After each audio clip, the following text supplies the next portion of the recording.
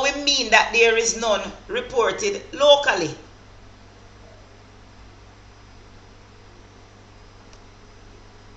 And that me want to know, what is he talking about? He says there is none reported locally, but yet we hear 738. She made the disclosure last week Wednesday's C19 conversations hosted by the ministry. So since the beginning of our program, the 10th of March, we have received 738 events supposedly attributed to the joke. So that's 738 reports of serious events after the joke. So how is it now that he is telling Jamaican people today that there are no reports of Jamaicans suffering from the AZ side effects? I want to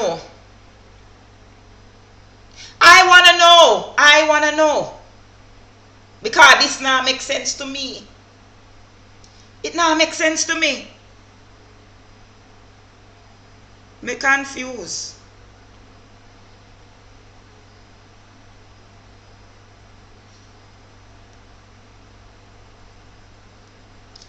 Listen, me and go on here test me. Alright, YouTube is up and running. YouTube is up and running. So those of you who normally join me on YouTube, do share it up for me now. The YouTube stream is up. Alright, I sorted it out. I'm learning to multitask. I could go back to the article. Listen to this now. I say, YouTube boy, I'm glad you not come up in time. You see, YouTube. Good day, YouTube. I'm glad I get to know on time for this. I'm glad I get to know on time so when you can hear.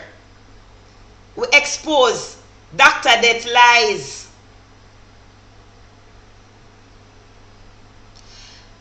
I am glad I got you on time so we can explain Dr. Death's lies. I'm going to share up the YouTube link for me.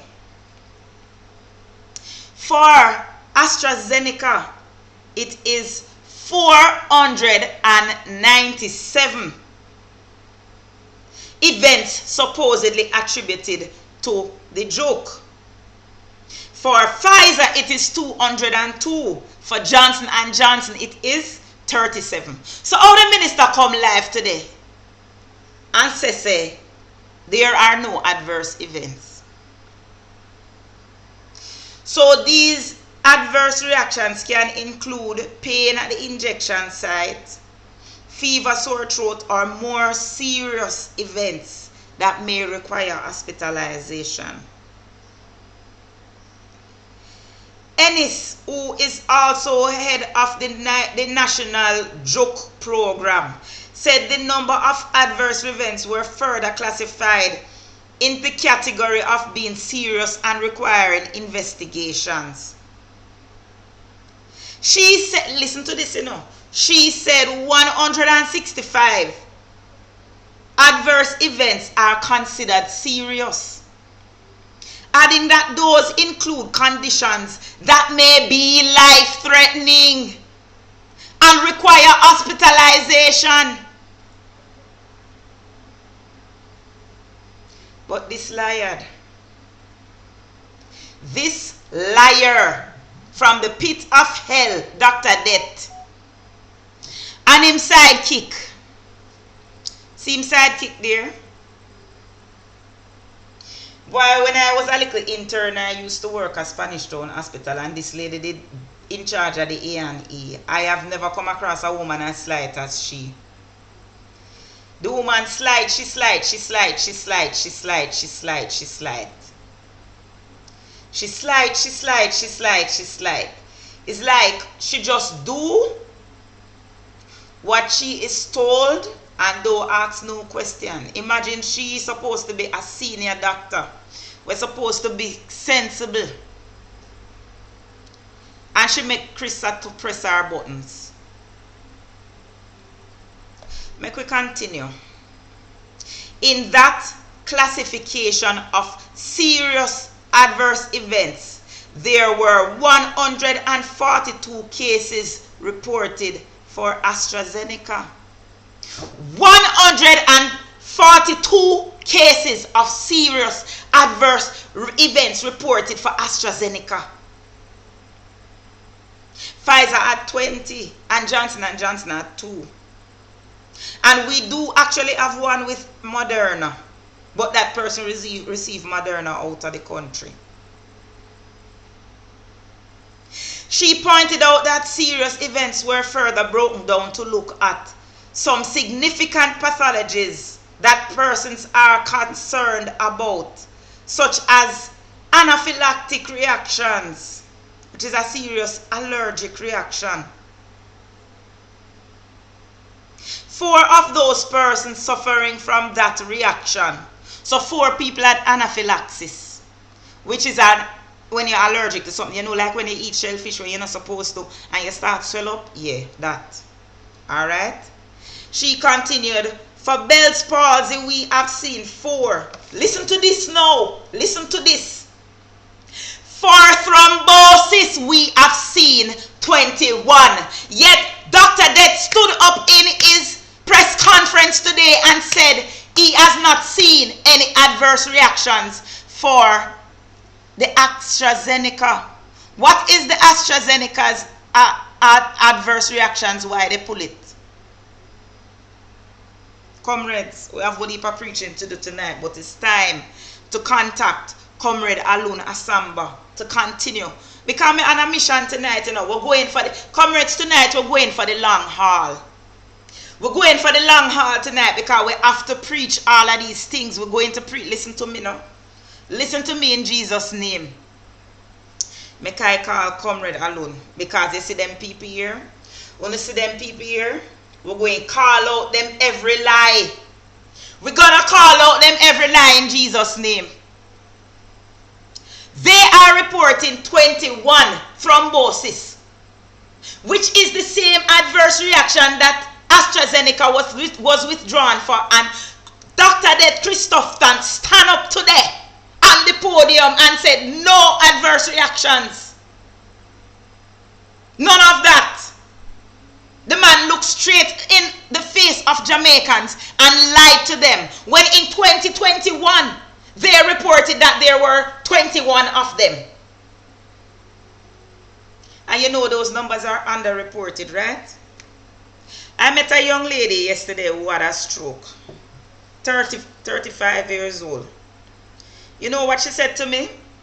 She and 2 of her friends went and got the AstraZeneca joke. And when they got the joke, the 3 of them had stroke. The 3 of them. All of them. Every last one of them, comrades. Every last one. The 3 of them. One was very bad. She was medium because she was coming back. And the other one never have much. Good night, Comrade ASSAMBA. Sorry to be 2 minutes late. How are you? How are you? Yes, man. We're ready. I'm just setting you up now so that they can hear. They can hear you. Alright, so comrades, let us welcome back Comrade ALOUN ASSAMBA to the program to continue the discussion. Remember last week we were having this riveting discussion about life during the 18 years as a minister of government. And as you know, that Comrade ASSAMBA was the Minister of Tourism. Tourism and Industry, Comrade ASSAMBA? At first, I was Minister of State. Right. Minister Philip Paulwell at the Ministry of Industry, Science and Technology. Right. And then when I became an MP, I was Minister of Industry and Tourism. And when Mr. Patterson retired and Comrade Portia Simpson Miller became the Prime Minister, yes, I became the Minister of Tourism, Entertainment and Culture. Ah, beautiful. And I think last week we spoke a little bit about it because her vision right was that the culture was an important part of the tourism product. Definitely. You know, it's so ironic that we had this talk because on Saturday we spoke to Comrade Ryan Simpson, who is the the MP caretaker for Northeast St. Anne, where the Ocherios Craft Market is. And they're having problems right there, right now, with the UDC, who... Yes, remember I had mentioned Yes, I remembered the conversation we were having with you.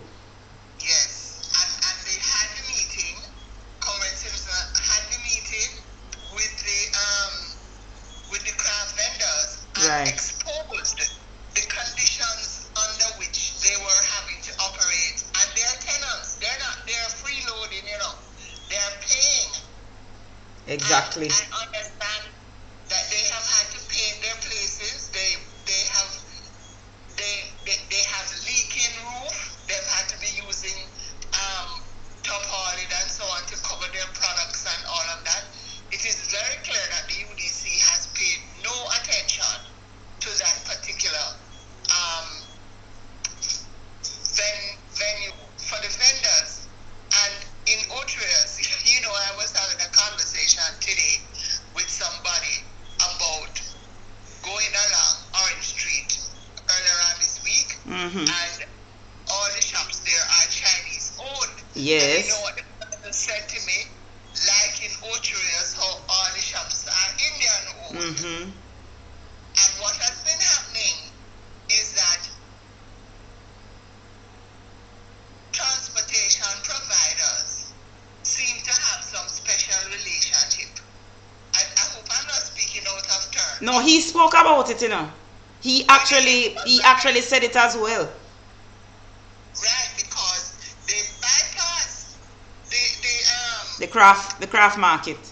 markets, and in Utrecht there is the one just as you come from when you come down, and because that's a one way going through Utrecht Main Street. Right. There is a craft market right there when you come down by the gas station and turn right before you get to the Scotia Bank. There's a craft market there. Yes, I know that one. Further down on the left is the main craft market, which is where I think Comrade Ryan went. Yes. And then there's another craft market, and I'm sorry I don't remember the names, but it's on the hill. I know that one. Yeah, when you go in towards the bypass. Right. The road links the bypass with Main Street. Right, where the blue shops, where the blue shops are. And when you go further down, there is another craft market which is almost empty now, across from Royal Plantation. In Comrade ASSAMBA, there is a viewer that says, Soap Factory by the Sea. She says she met you in England when you gave the speech on reparations, and she would like to give you a big box of natural soap as a thank you. So I'm going to put her on to you when we are finished. I'm going to reach out to her and send her your contact info, because I think she is, I know she's on the North Coast. Okay, fine. Or she watched it on YouTube. She said she watched it on YouTube. But thank you to the listener. As you mentioned about the reparations, I made that speech at the what's it called again? The Oxford debates. right. It is one of the things that people put on their resume about debating at the Oxford Union. I remember as a young lady growing up, you would hear about persons who debated at the Oxford Union, and when I was asked to debate, I just, said, it's almost as if I could say, I have arrived.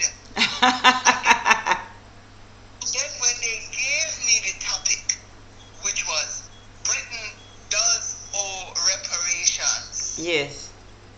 Now, let me tell you this. Now, everybody talking about reparations, but when I made this speech, it was not a sexy topic. I know. It was not a topic that people wanted to even listen to or hear. And I had, my co-debater was, he used to be a deputy secretary general at the UN, and then he went back to India, an Indian, and he was a minister of government in India. Okay. And myself and a young gentleman from Oxford. And it was really funny. We never spoke to each other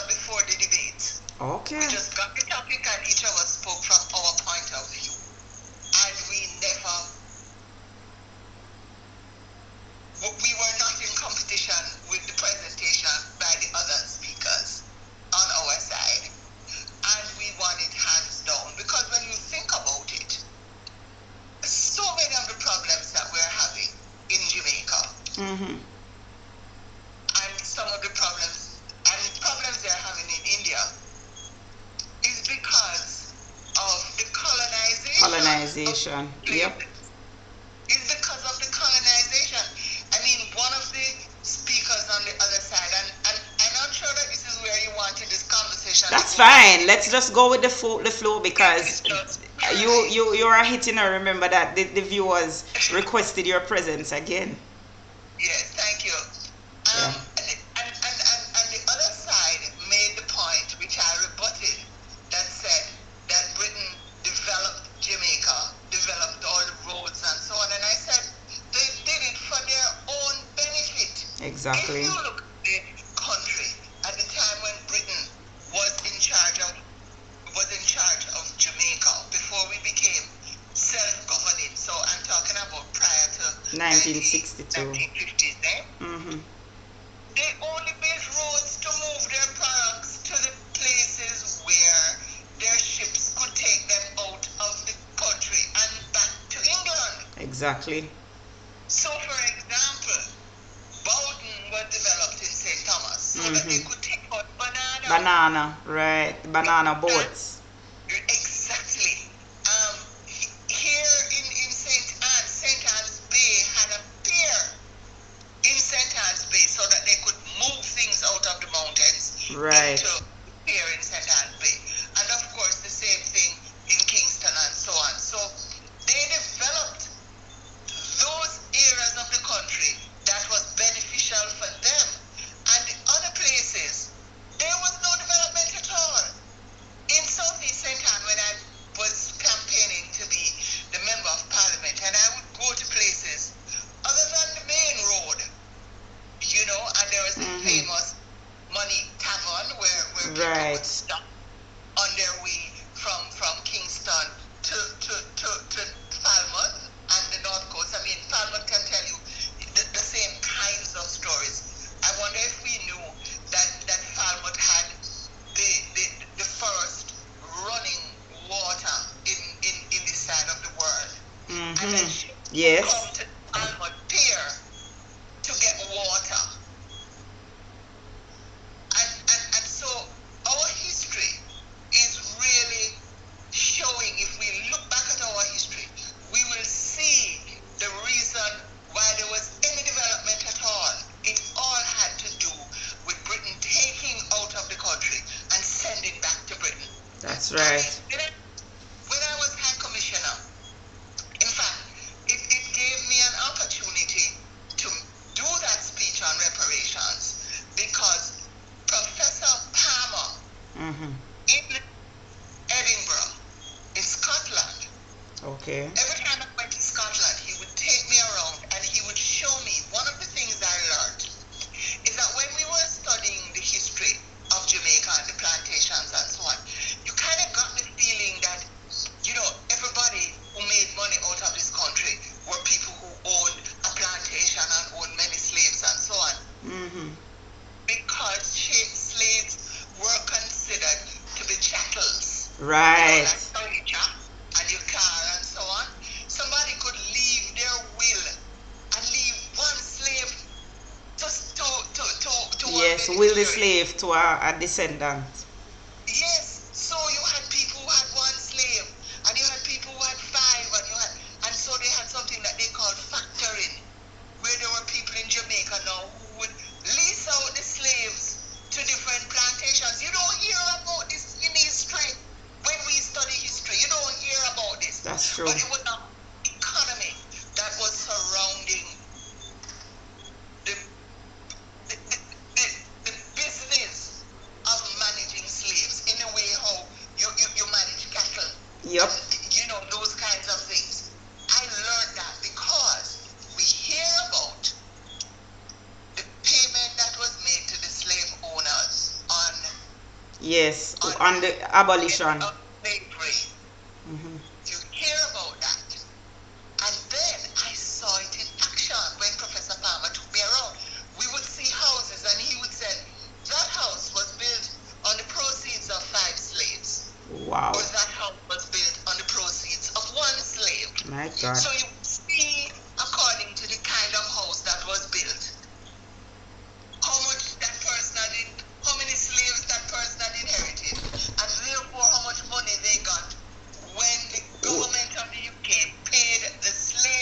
colonized. Upon the abolition of slavery, of course, the slaves got Nothing. nothing. And one of our laws, which you know, the way how everything links together. As a young lawyer, I did a particular case for somebody who was charged with loitering. I don't want to call the name of the person because I've not discussed it with him that I would speak about it. Okay. But he was charged with loitering. And in most of our criminal cases, it is the prosecution that has to prove beyond the shadow of a doubt the guilt of the person who has been charged. Yeah. Okay. In loitering, it's the other way around. Oh, I didn't know that. You have to prove what you are doing there. Oh. And that is one of the laws that was put in place after slavery was abolished to try and make sure that the slaves stayed on the plantations and that they did not go out. So if they were found in places where they were not supposed to be, they were charged with loitering and sent to prison. So they were still under slavery, basically. Why am I telling you that? As I traveled around this constituency, I remember one night I made a particular speech which had nothing to do with politics. But it had to do, and I started off by saying, slavery must have been a bitch. Now, I know that. Yeah. But that people to listen. And why do you think I said that? Because this community basically was carved out of the mountainside by the slaves who tried to get as far away from the plantations. My God. Yes. And you know, all of that information helped me when I was giving that speech about reparations. And why is it that Britain owes us reparations? Owes the country. People talk about, well, if you give it to the government, what is going to look. That's not what we're looking for. We're looking for making sure that we have structures, education, what it is that we need for our people to thrive and prosper. The education, the health services, you know, those kinds of things. Yeah. We're looking Development. for development. Human Yes. development So, aspect. exactly. As I say, I don't know how we got into this, but this is where It's a very important aspect of the discussion, though, and I'm happy. Big up yourself, Soap Factory, for bringing up the topic, because it's very, very important. very important, and even more so now as we are discussing Exactly. this whole thing about our constitution. And I want to say this because in this discussion, it might have been said and I haven't heard it, but you must recall that we didn't have a hand in creating our constitution, you know. No, we adopted the constitution of our We were colonizers. given a constitution. We were given a constitution. That is one thing. The second thing is Jamaica was the first country in the Caribbean that became independent.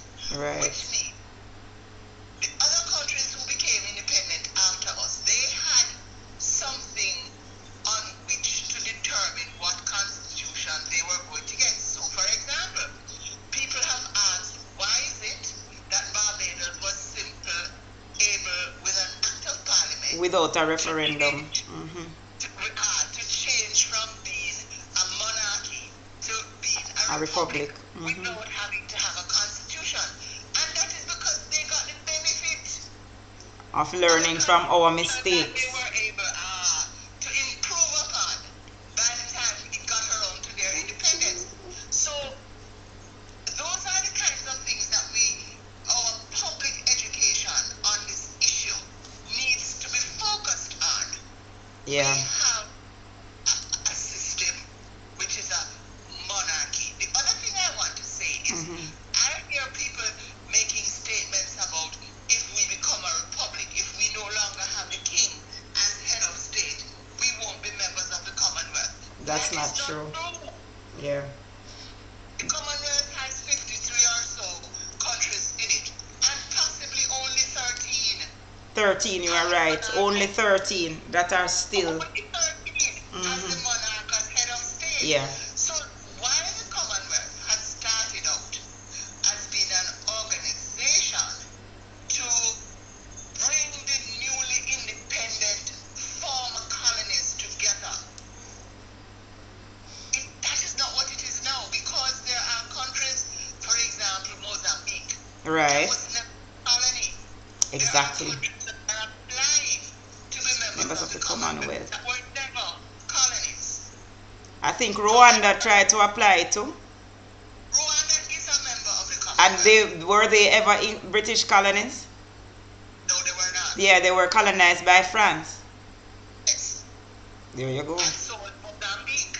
Okay. So, Michael Manley used to say, mash down that lie. Mash down. We have a lot of lies to mash down. We have a lot of lies to mash down. So if we become a republic, it does not mean that we move away or we walk away from the Commonwealth. Other than the United Nations, the Commonwealth is the next largest grouping of countries. Yeah. The next largest grouping of countries. It's an important organization, and you will recall that last week when we spoke, and I talked about the development of the 10-year master plan for tourism development. It was done by the Commonwealth. Yes. And the Commonwealth provides technical assistance to the members of the Commonwealth. They don't simply say, oh, come here, Jamaica, I have a program to give you. We make representations to them and say, we would like you to develop a program for us.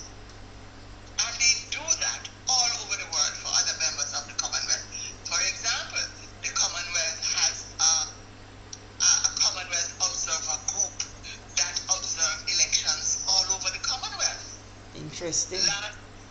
Last year, just before my son died, I was in Zimbabwe as part of the Commonwealth. I remember when you went. I remember when you went. Right, observing the elections that were held in Zimbabwe. It's something that they offer. And other Commonwealth countries pay for those observer groups to go to different Commonwealth countries to do that. So I want to mash down that line. If we become a republic, we will no longer be a part of the Commonwealth. That is not so. While you were you were a minister, what were the talks at the time where the CCJ is concerned? Because the CCJ would have just come into fruition while you were a minister. Yes. What was the mood at the time? What was Jamaica's stance? Because PNP was the government, and I think that they we had expected and we had wanted to have the CCJ as our final court of appeal. In fact, I don't know how many people realize this, that for the last 20 years we have been paying exactly for the CCJ without the benefit of having it as our last. That's crazy. As our court of last appeal. The CCJ for us, and we've heard about the Mary case. Right, the Shanique Mary case. Tannic Mary case. The Tannic Mary case had to do with the original jurisdiction of the court. The original jurisdiction that deals with the setting up of the CARICOM. Right. So that was an issue that related to CARICOM. And our national Tannic Mary was treated in a particular way by another CARICOM country, which was totally against the spirit of CARICOM. Indeed. So in that jurisdiction, we are part of the court. But we have been paying for the CCJ all these years. It causes me to wonder if we are not confident in our ability. And let me tell you, anybody who does any research can say or will say that the judgment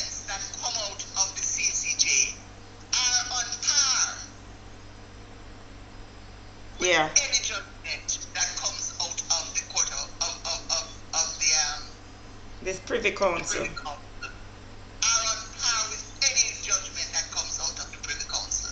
The CCJ is a well-run court with justices of the highest level of integrity and professionalism and experience, just like the law lords in the Privy Council. And they are old. Yeah. And you know, the irony of the situation is that I learned last night that the law lords are putting obstacles in the way of Jamaicans seeking appeal with this. Comrade Peter King explained it to me, devoid of merit, which is a rule they're looking to implement on the 17th. They're now attempting to put another layer Right. in between our Court of Appeal and appeals to the Privy Council to look at whether there is any merit or not. Can you imagine? That's crazy. So that is more expense. Well, not only is it, but it Makes is it harder. having your case thrown out without your having a say. You can't, you're not going to, it is not the hearing, you know. I know. Yeah. You're not make the arguments. They will simply look at the papers that have been filed and determine whether there's a case to go forward or not. It's madness. So already they are putting strictures and boundaries upon our ability to appear in the court. And I mean, I don't want to talk about cost because that is another item. If you don't have the money, when you think of how many cases go to the Privy Council every year, only those companies and individuals who can afford to engage solicitors in England can appear in the court. Indeed. Indeed. But do you think that it has anything to do with the fact that they are quite aware that we are trying to become a republic? Do you think that has something to do with them wanting to put in this extra layer? I don't know. I honestly can't answer that, and I don't know enough about the reasons why they've come up with this to be able to give an opinion on it. I honestly don't feel that I can answer that question because I don't know enough about why it is. I only know that they're putting it there. I don't know why they've put it there. Oh boy. All right. But you know, but there are two other things. A few years ago, one of the law lords had made a statement about we should look to having our own court because we might wake up one day and find out that they have decided that they're hearing no more. I remember that. You remember that? I remember that. Yeah. Yes. And we were quite enraged by it too. Yes, we were quite enraged by it because, you know, for me, that was an indication that we need to step away from this court because we could wake up one day and they say, we're sorry, we're not hearing any more cases from Jamaica or from the Caribbean. They can do it. Yeah, they can. And you see, the other thing is that Britney's paying for them. Britney's paying them, you know. Yeah. Not the lawyers, the judges. The judges, right. Britain might be thinking we don't have the Queen anymore. There's a whole different dispensation in the UK now. So many things are changing. Exactly. And the thing about it though is it is in our constitution the right to appeal to the Privy Council. So it basically they're telling us that they don't really care about our constitution. Well, if the Privy Council doesn't exist, what good is that right? Exactly. Meaning, if the Privy Council is not prepared to hear our case, what good is that right? No good at all. And you understand? Yes. And that is not something that we have to have a referendum to change. That is something that we can always change. Indeed. Yesterday in the press conference. I hear the Prime Minister today saying that he would like a referendum. Listen to me. Why would somebody go for a referendum if the law does not require you to have a referendum?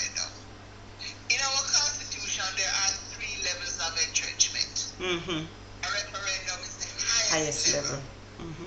And that is because everybody, the adults who can vote, have a right to speak on that, but on the matters that require the highest level of entrenchment. Yeah. There are some matters that can be changed by a simple vote in Parliament. There are some matters that can be changed by numbers. Right. Understand? And then there's the referendum. So why would you want to have a referendum if you see a referendum is a tricky thing, you have to know how to put the question. Yes, I know. I was listening to somebody speak about that today. You have to know how to put the question. And then you have to have a lot of work. Did we speak about this last week? Where I recall in the 1970s, we had a constitutional reform commission. I remember the late Senator Paul, he used to live up in Bogwag, at the end. The name will come. And the late Shirley Playfair worked in that commission. Right, I remember Shirley Playfair. Right. And the surname, he was a senator. Okay. They worked in the commission. And I remember the summer of 1977, they recruited law students from Cave Hill, because I was there at the time, to come and work with the Constitutional Reform Commission. And those law students went all over the country, in small meetings, in church meetings, in schoolroom meetings, to talk about the Constitution, to talk about what it means, and to talk about how to change the Constitution. And that went on for years. If you talk to people who are in their 40s and their 50s, they can tell you about that period. I remember. Because when the government changed in the 1980s, Mr. Siaga disbanded that. And there was no further discussion about the Constitution until the PNP raised it again in the 1990s. Interesting. And at the time, you asked earlier on about the discussion surrounding the CCJ. Yeah. We were part of the development of the CCJ. Oh.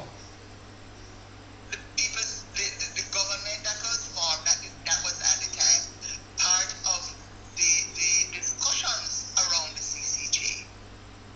And every time we tried to get this moved, it was blocked by the Jamaica Labour Party. Mr. Siaga was dead set against it. Dead set against it. I understand that Mr. Golding, who later became the Prime Minister, had made some statement to the effect, let us see how the judgments go. Right.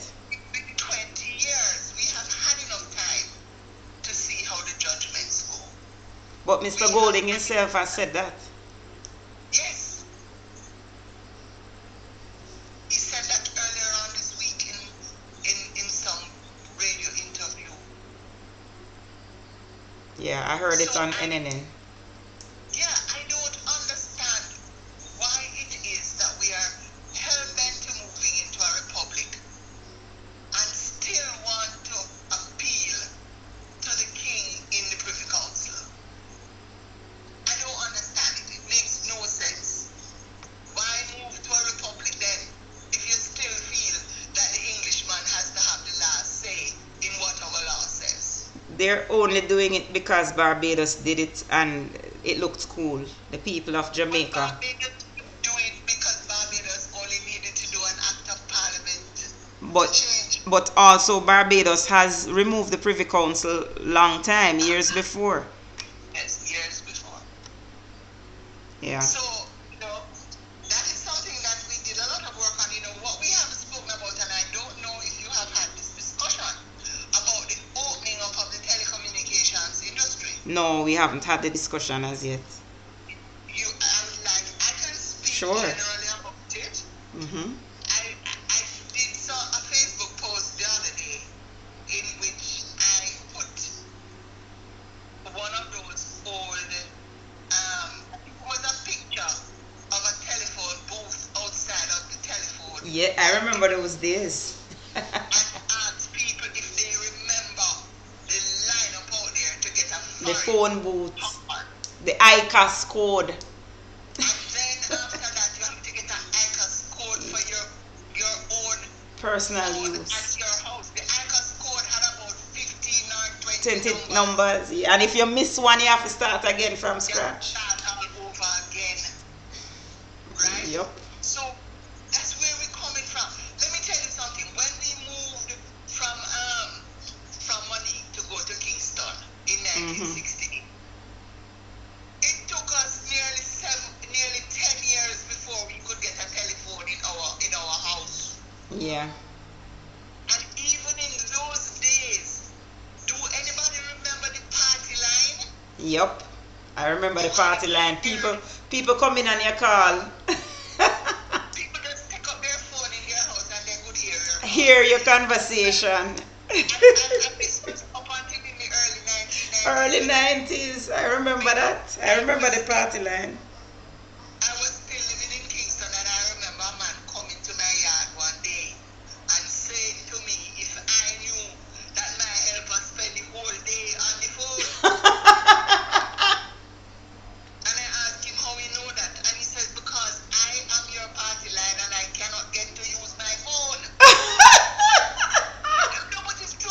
I know. I remember because I became friends with one little boy that was in Hope Pastures and was my party line. Because every time I take up the phone to call my friends, I would hear him on the phone. Until me and the little boy, I remember him name, Andre, we became friends because of it, so I know what you're talking about. I ended up becoming friends with my party line person. Nature girl is saying I sound like I was born ages ago. Well, I was born long enough to remember party line. I'm a child of the 70s, nature girl. In the 90s, yes. Because when I started high school, we still had the home line and we still had the party line. Because I think it freed up in the late 90s. Yes, and then we had with Philip Paulwell as Minister of Technology pushing to break the monopoly that Cable and Wireless had. That time they were TOJ. Telecommunications of Jamaica.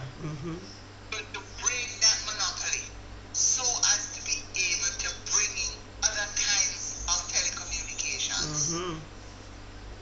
I remember quite well. All of that work was done in the 18 years when nothing happened. Exactly, according to them. The people who now take the phone, you know there's this joke that our good friend Minister Roger Clark. Hello, the two phone them. Put there, one phone in one ear and call yourself on the other phone because now you could make two calls. Exactly. But it was a joke, but it was a very serious joke. Let me tell you this. I'm back out here in St. Anne in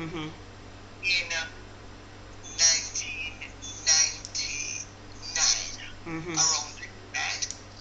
There was no telephone out here. And I made representations until we got something that was called a fixed cellular. It was the most expensive way of communicating. Okay. And you had a fixed cellular because you had to have some way. Now we've been moving. And you couldn't get a home phone out here. You had a fixed cellular. I remember they had a what you call it? The tower up in Yes. Mountain. And guess what? Hurricane Ivan came and took out the tower. was 2004. And they did not put back the tower, which meant you couldn't have a phone out here. Interesting. Let me tell you. And we moved from that to a point where, and I'm going to tell you the story because this is where we got to. Digital came in and started putting towers all over. And some of us had two phones. You had a cable and wireless phone. I had a digital phone. And depending on where in the country you were, you get the service. And that is why you had to have two phones. Right. I remember going up to a place, to a funeral. I can't call the name of the place. It's called Swamp. Where? It's called Swamp. It's the lower end of Prickly Pole. Okay, Prickly Pole. Yes. They call it Prickly Pole. Yeah, man, I know Prickly Pole. That's a one way in, one way out, and you had no cellular service there. And I went to a funeral, and I could not leave because the people had parked on the road, which was so narrow that there was no way to leave, even after the funeral finished, because you had to wait until people go to their car. Yes. I had a meeting in Golden Grove, and I could not reach the meeting. When I reached Golden Grove, which is Lidford, Yes. it was so late that the people had gone, and there was no way I could have sent them a message to say I couldn't come because I'm stuck in Prickly Pole. Oh Now, boy. another story is that I went to another place, and they asked me something, and I wanted to call to see if I could get the answer. And they had to take me to a particular spot in the community, To call. and you have to line up yourself Jeez, yo. along a particular line in order to get the service. Service. Oh my God, I remember those days. We have moved from that. In fact, when that happened, I remember calling the head of Digital and telling him that story and how the people are begging.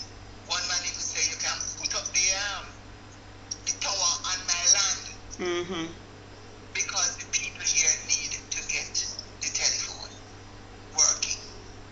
And so that whole the rolling out of the telephone system that we take for granted now was done in the 90s. In the 18 years, and people say nothing happened. Yep. I want to also speak about the Highway 2000. All of the work was done during that period to build Highway 2000. I remember when Highway 2000 was opened, it was called the upstairs downstairs road. You remember that? I do remember it being called that. We had never in Jamaica had a flyover, True. I remember. and it was called upstairs downstairs road. That road was built in that 18 years. Definitely. And we got a fight for it too. Because CMC Aga said we didn't need that road because Jamaica too small for a highway. Now you know about the north to south highway, Yeah.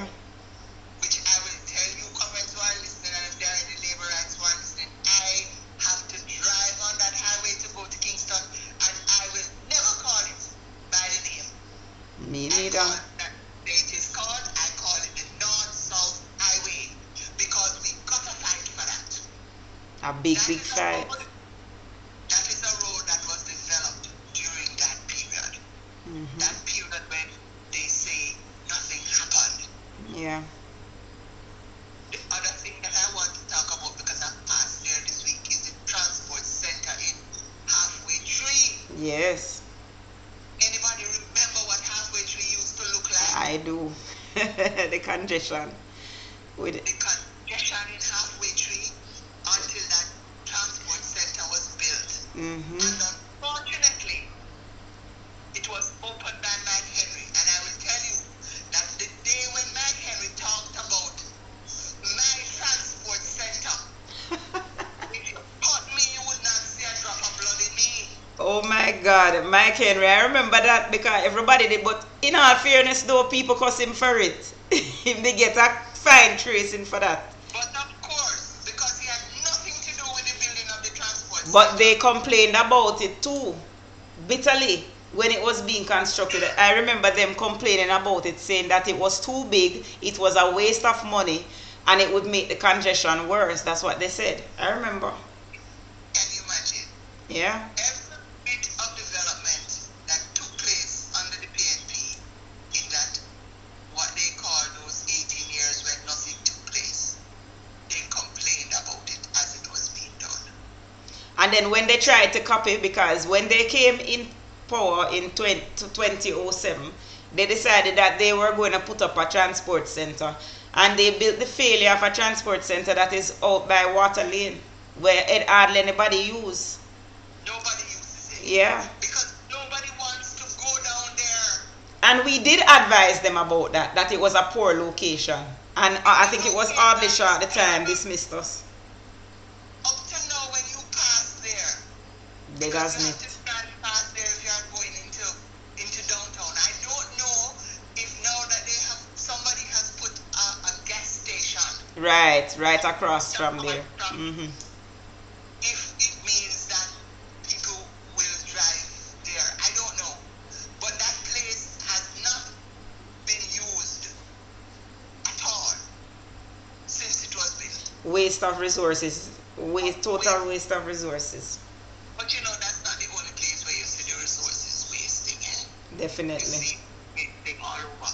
So I wanted to, you know, the other thing that I wanted to talk about is the World Cup cricket Haha, yes. that was held in just before the change Of the government, yeah. Yes, the World Cup. 2007, early 2007. Right, that was held at Savannah Park, that had the whole world focused on Jamaica. Yeah. The other thing I want to talk about is the building of the National Indoor Complex. Mm-hmm. And that sports complex there allowed us to host the World Netball Championship. You remember that? Yes, I remember. I worked at that tournament. Right, so that sports thrived during that period. It is during that period that our Olympic athletes got the opportunity to thrive because of the support. Oh, as I'm talking about that, we have to talk about the Chase Fund Yes. that was put in, the National Health Fund. But before you even go there, we also hosted the World Junior Champs in 2002, Kingston 2002.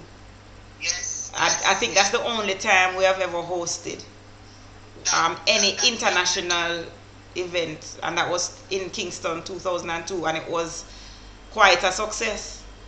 Yes. Mm-hmm. So you know, I'm just kind of talking the things as they come to my mind sitting in the cabinet. The development of the National Health Fund. Yes. John June was instrumental in developing National John Health Juna. Fund, Mm-hmm. was the Minister of Health. So many people are benefiting from the National Health Fund now, including me, Yeah. because I now have high blood pressure. Mm-hmm. And I get my medication at an extremely reduced price. Richard McIntyre is reminding us that Edward Seaga in 2002 had said that Jamaica couldn't host so many people. Yeah. Yes, that's true. And the Chase Fund. Yes, the Chase Fund, that's big. In that year, in those years, the Chase Fund. Look how many people, notwithstanding the fact that we have the National Health Fund, there are persons who still need to go to the Chase Fund because of their particular illness. Especially when it's really, really bad and the NHF can't help enough. Mortality by the Right. National Health Fund. Yes. So those are the things that we take for granted. I wonder now what it is that, for example, Chase is Chase is like, I've tried to petition to assist some of my patients to access the Chase fund to no success. Because it's like pulling teeth now. Yeah. Yeah. And probably we need to find out what it is that the Chase Fund now actually does. The Yeah. development of the convention center in Montego Bay That's another big ticket item.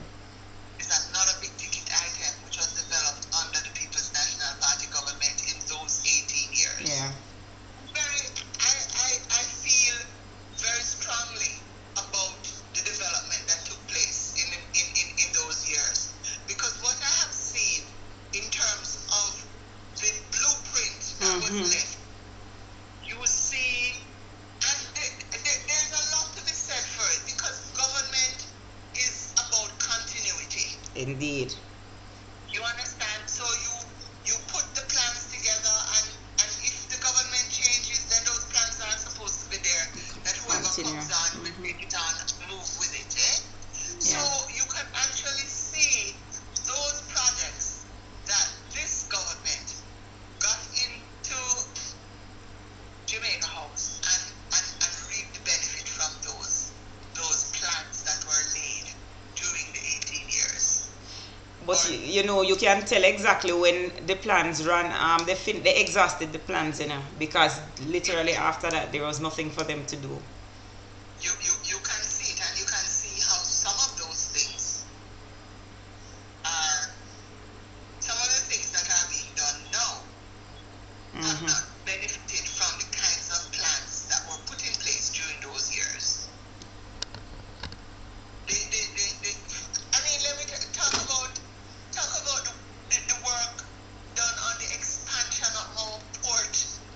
Yes, the logistics hub. The logistics of the port.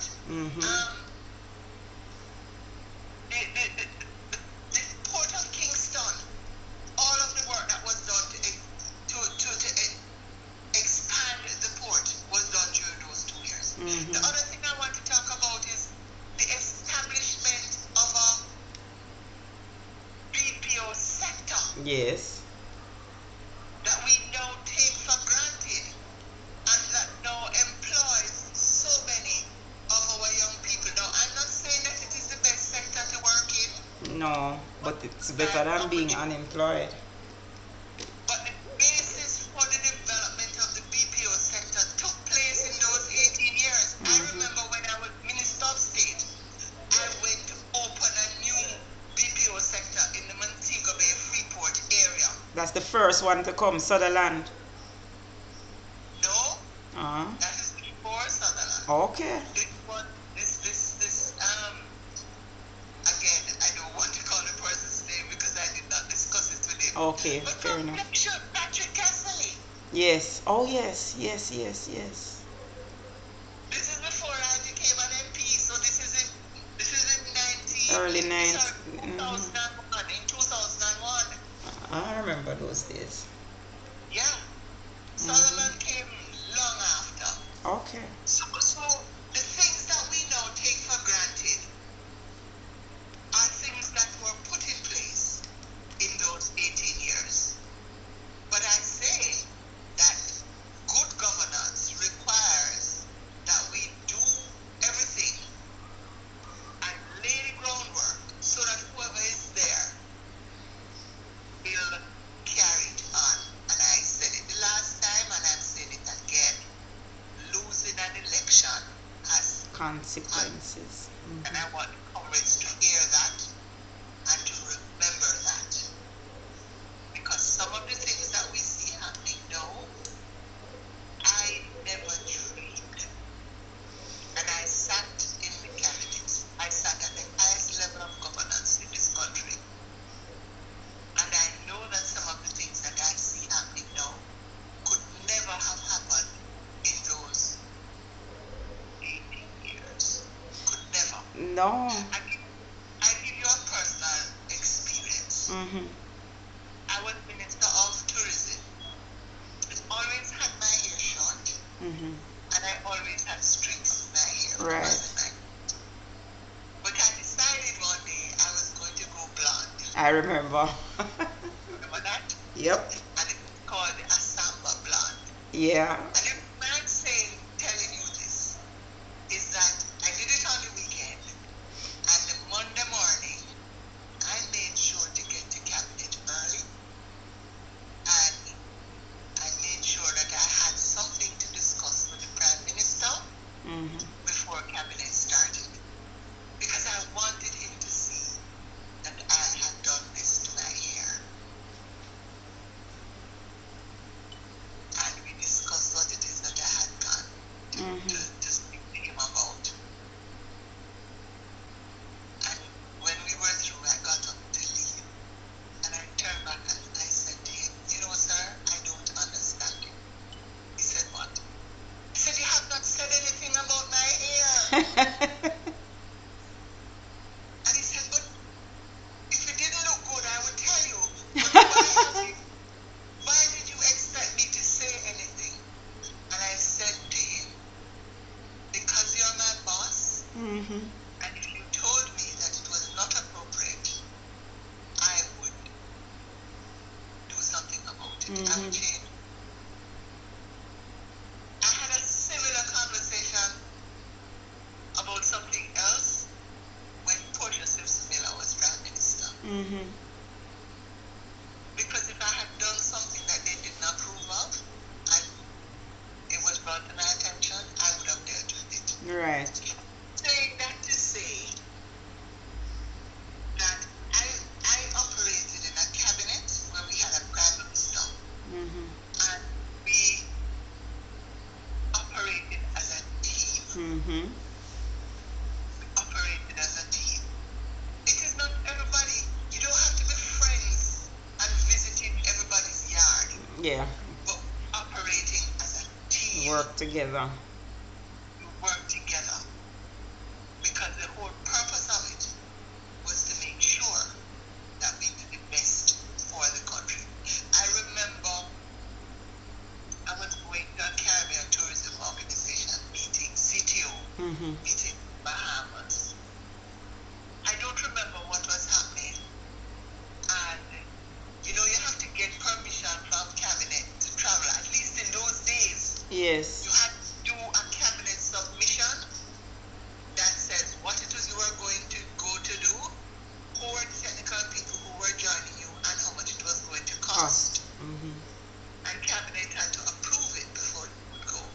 So I don't understand situations where ministers have gone off, and you sometimes hear that the Prime Minister don't know, or you know. That don't make no sense at all. But in this particular meeting in the Bahamas that I had already received cabinet approval for, I don't remember what was happening in Jamaica at the time. And Prime Minister Portia Simpson Miller said to me, "ALOUN, you know you can't go. You can't leave." And I said, "Okay, ma'am." And I didn't go. And at the time I was a deputy chair or deputy president of the CTO. I had to send my apologies. Was there a specific reason why you couldn't go? I'm saying I don't remember exactly what Okay. it was that was happening here in Jamaica, but whatever. Something was happening. Something was happening, and she said you can't go. Okay. And you just know me. You don't argue about that. Right. The Prime Minister say you can't go. That is it. That is it. You can't go. So I've tried to touch. I can't not talk about our status on international affairs. Oh yes, that's a very, very important topic. Our Very, status very on important. international affairs. And I start by talking about my own experience when I was in the UK as the High Commissioner to what is formally called the Court of St. James. Okay. And I was also ambassador to a number of European countries. Oh. The good thing about that is that I was based in London, but we had very good honorary consuls in those other countries. So you were actually ambassador to several European countries while you were High Commissioner. Yes, I was ambassador to Norway, Sweden, Denmark, Finland,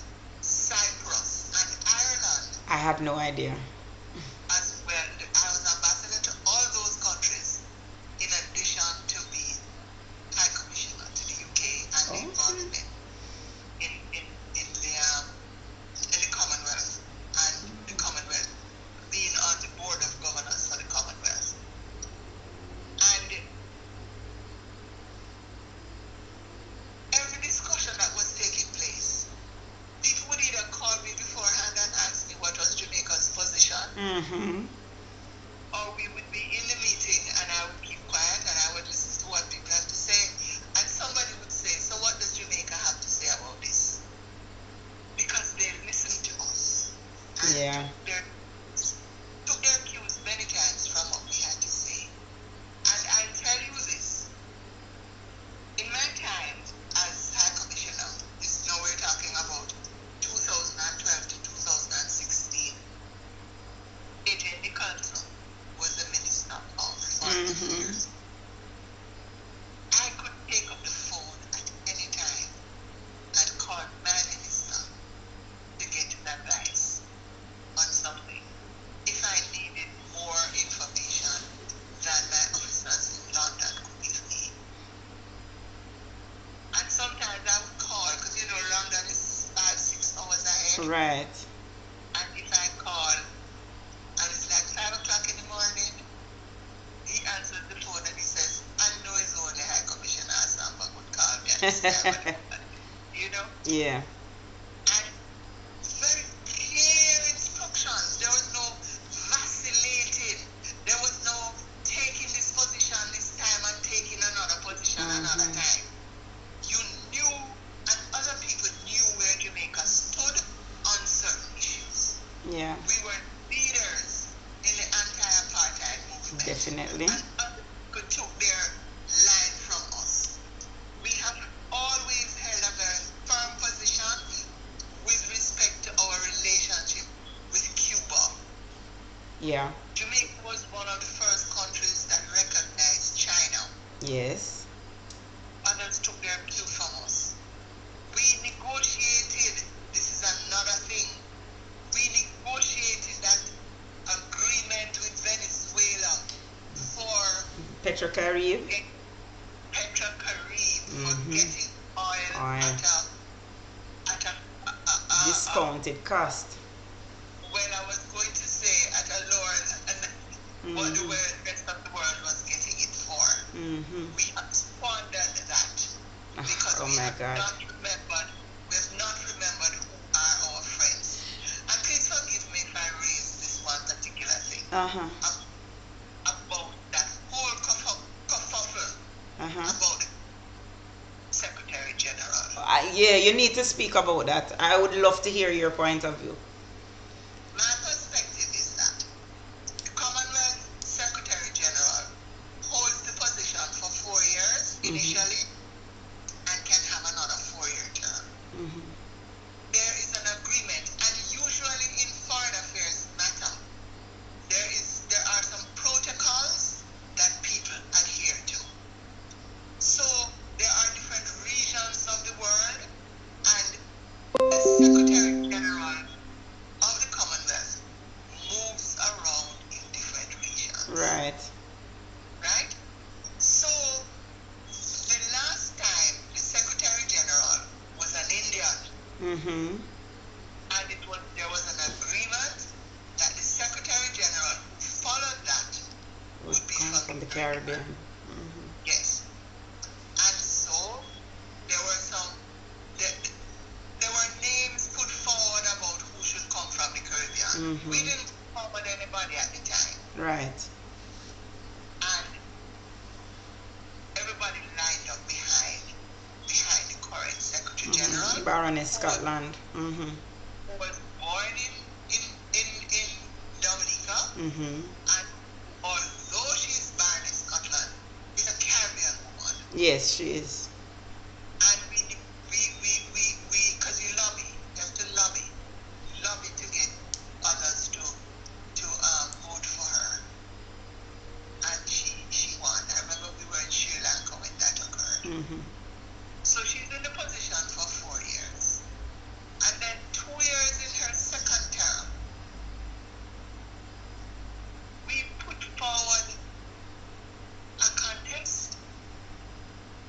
at a time when it was understood that the next Secretary General would come from Africa. Africa. The next Secretary General would come from Africa. CARICOM had a discussion about supporting Africa. when the time came. So you had a situation where a Secretary General had served 6 years out of a possible 8-year term. Now, to put in a new Secretary General at that point, do you now start to run another 8 years? Exactly.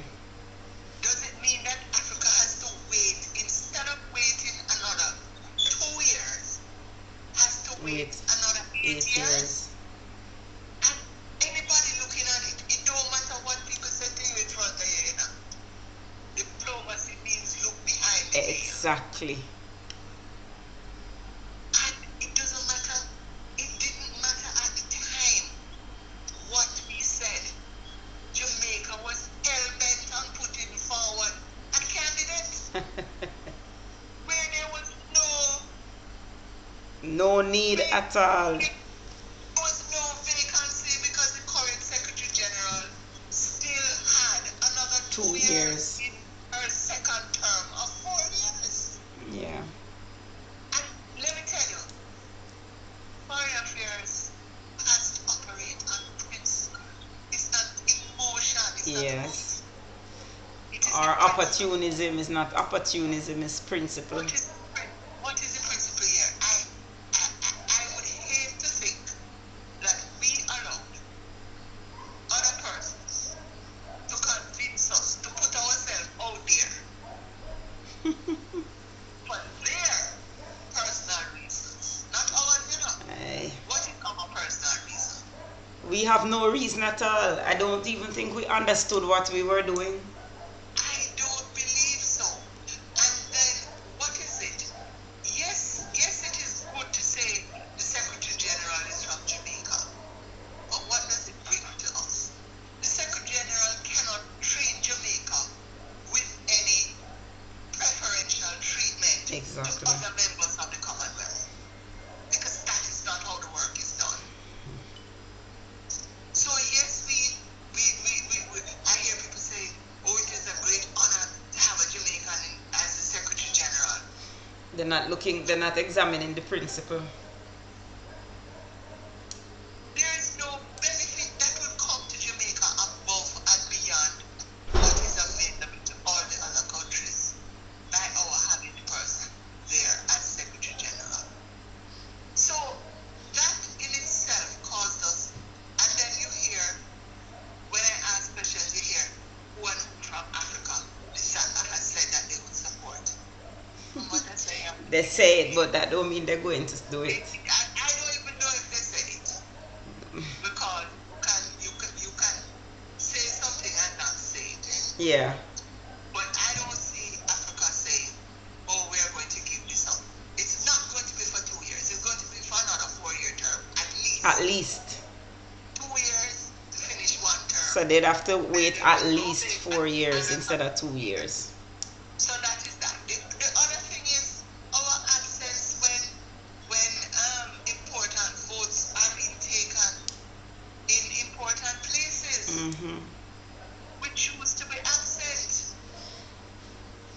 Or we have no position. That's to me, it's more than just being absent. It's like, I get the impression that we have no foreign affairs. We don't have any policy. We don't have any policy direction at all. It's like they just go wherever the wind blows. Like even with this Palestine issue, you know, before they almost came right out, and they did come out and support Israel. But then when they realized that the world was siding with Palestine, they changed the tune. They do a total 180-degree switch. So you sometimes wonder, what is the basis that these decisions are taken? And I am not being personal about this. I can only say these things because I have worked in the area, and other persons who have worked in the area have said pretty much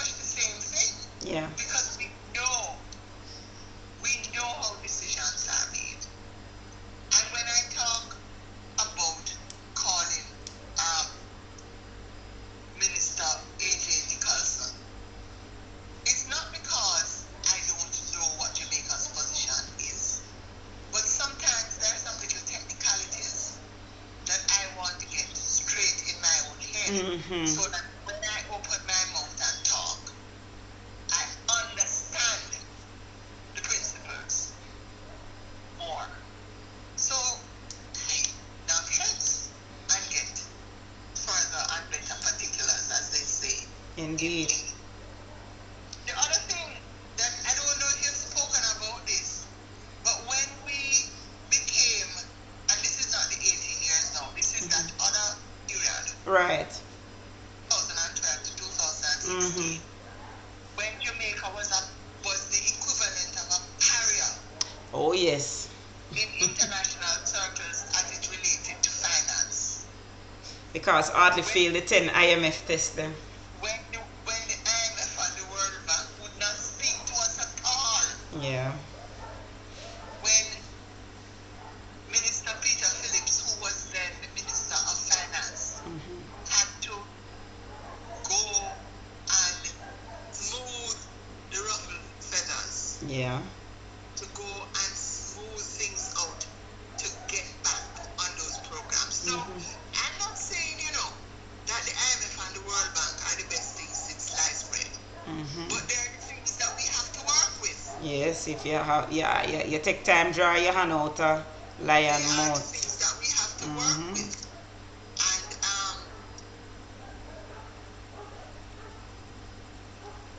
make sure that we were able to undo some of the bad blood that existed between Jamaica and the international financiers.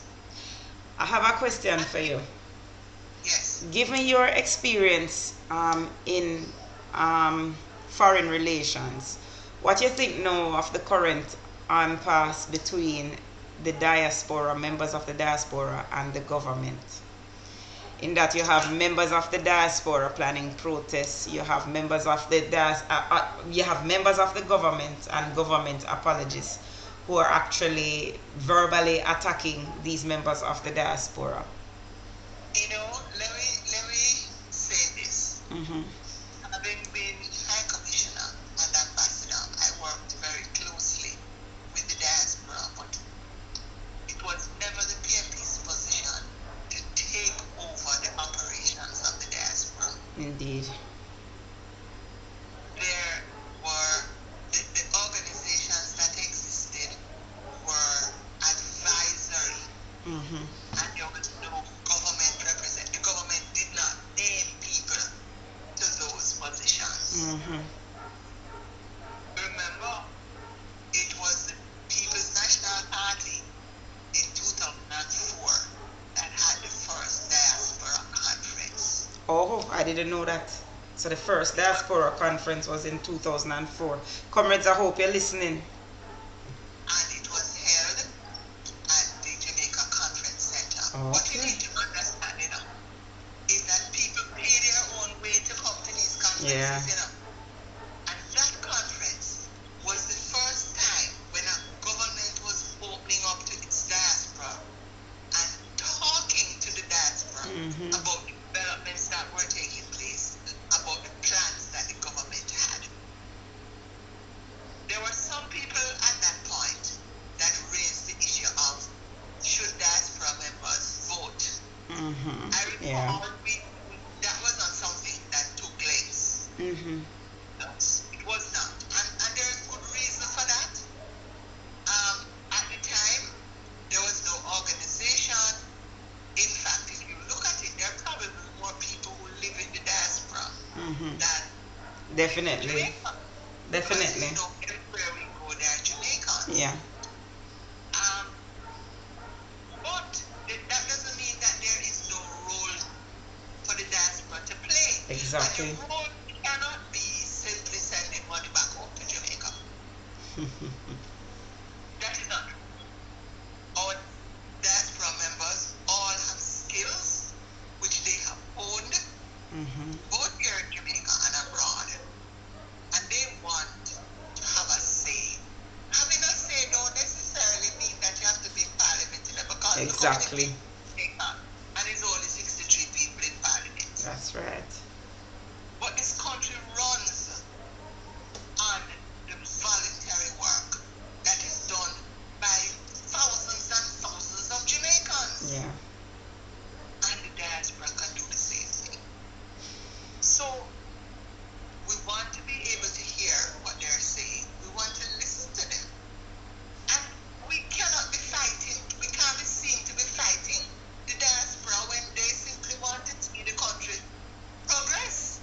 Exactly. I don't think that there's any person who is active in any diaspora grouping in in in um in any part of the world whose objective is something other than seeing the country progress. During that time, the government set up what is called the National Education Trust, NET. I wonder how many people know about NET. I don't, not even me. NET, I don't think NET still operates, but NET was an organization that helped diaspora members and groups to make contributions to the education system. Interesting. Yes, because if you made your contribution to a school through NET, you could say, I'm sending you 100 computers, but I want to go to let me say Money Primary. Right. But organize that, and you wouldn't pay the customs duty and all of those things. It made life so much easier To get them there. To do work, and that's what they want. They want to contribute, but they don't want to have to now go and fight with customs To get, pay. and that's what they're facing now. So that's why I know that this National Education Trust probably more than likely no longer exists, because we've had a lot of complaints from the diaspora members in the recent years who have been trying to make contributions and have been frustrated. For example, in the UK, there's a group that said ambulance. Yes. I went to the blood bank, for example, and they had sent an ambulance that was like a mobile blood bank. Collection center. Not an ambulance, but you know what I mean. Right. A vehicle. So there are groups that come from parishes that fundraise for their hospital, for Lucy, for Princess Margaret, and they want to do work. Most of them are not interested in any political footing. Exactly. They just want it to be easier for them to contribute, whether with their skill or otherwise. And the government of Jamaica cannot, this is my personal view now, cannot seek to control the diaspora groups. The Right. diaspora can come together and do their own advisory boards, because in my time the diaspora group decided who was on their diaspora advisory board. The government was never involved in naming people on an advisory board. I've never heard of that. It happens now, though. Yeah. It was never about politics, eh? It was never about politics. So that is my view. Boy, these people are all about politics now. Everything is about politics now. I do not think that most of the people in diaspora are interested in positions in parliament. I don't think so. I think they want to help. They want to work. Yeah. Indeed. Boy. Go ahead. No, I just wanted to raise, because I was Minister of Culture, Entertainment and Culture. Right. One of the things that when I became minister, we had tried to do, we had a program through the Jamaica Exporters Association with a US funded program, looking at, and we have a very active spokesperson, Deborah. You're right. On culture and the orange economy, which is the economy of entertainment and culture. Right. To my mind, that is an area that we need to be going forward as a country. We need to develop and give support. Definitely. Need to develop and give support, because if you look at those countries that are successful in film, for example, Hollywood, everybody Mm-hmm. Bollywood. Right. India. Nigeria, no, Nollywood. Mm-hmm. Nollywood. You know, most countries are building their film industry. Yep. You just have to watch Netflix, you know. You just have to go on Netflix and realize that US no longer dominates the film industry. Exactly. You see subtitles because they're Italian or they're French. Korea, no. South Korea. I forgot about the Korean. Yes, there's some good movies that come out of Korea. So our move going forward is to look at the orange economy. Yes. So beef up the Ministry of Culture. The Ministry of Culture is not just about JCDC, excellent. I don't know how much work is now being done in unearthing, developing, and showcasing. Mm-hmm. That's the mandate of the JCDC. Yes. Unearthing, developing, and showcasing our culture.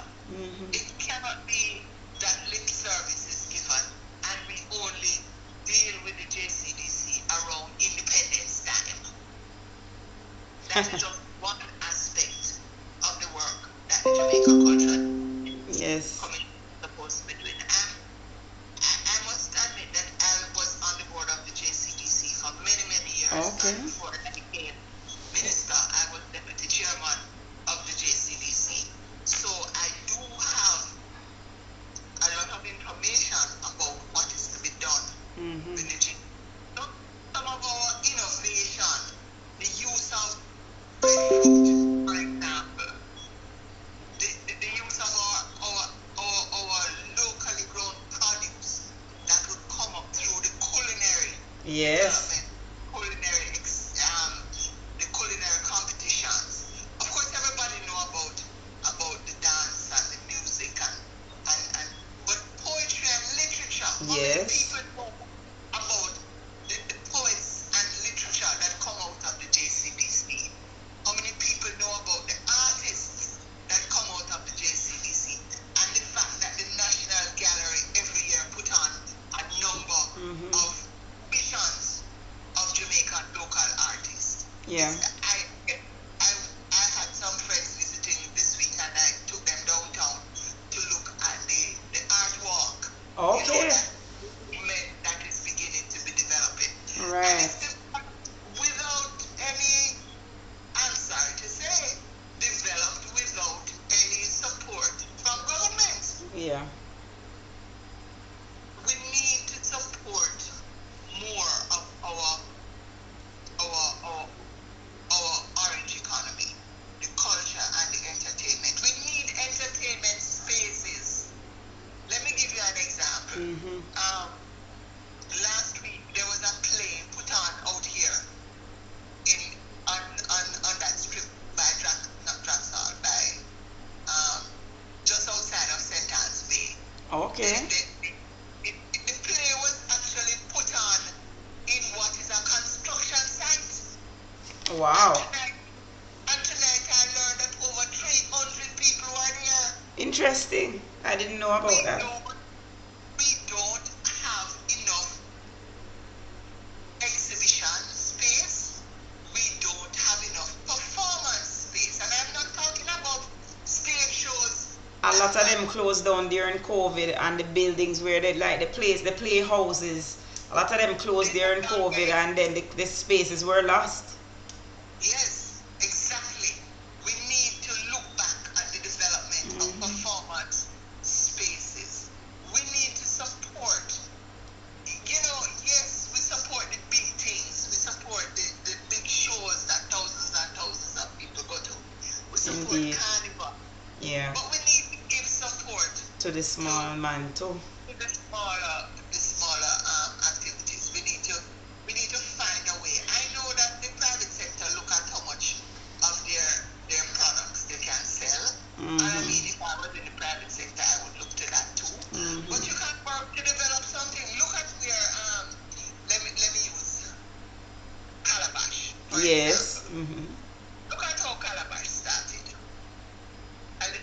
It's a little poetry reading here. Poetry reading festival down on the south Yeah, international. Angelina Jolie was there last year. Look here, you think you can get any space to stay down in that side of the I world know. next year, I baby? tried.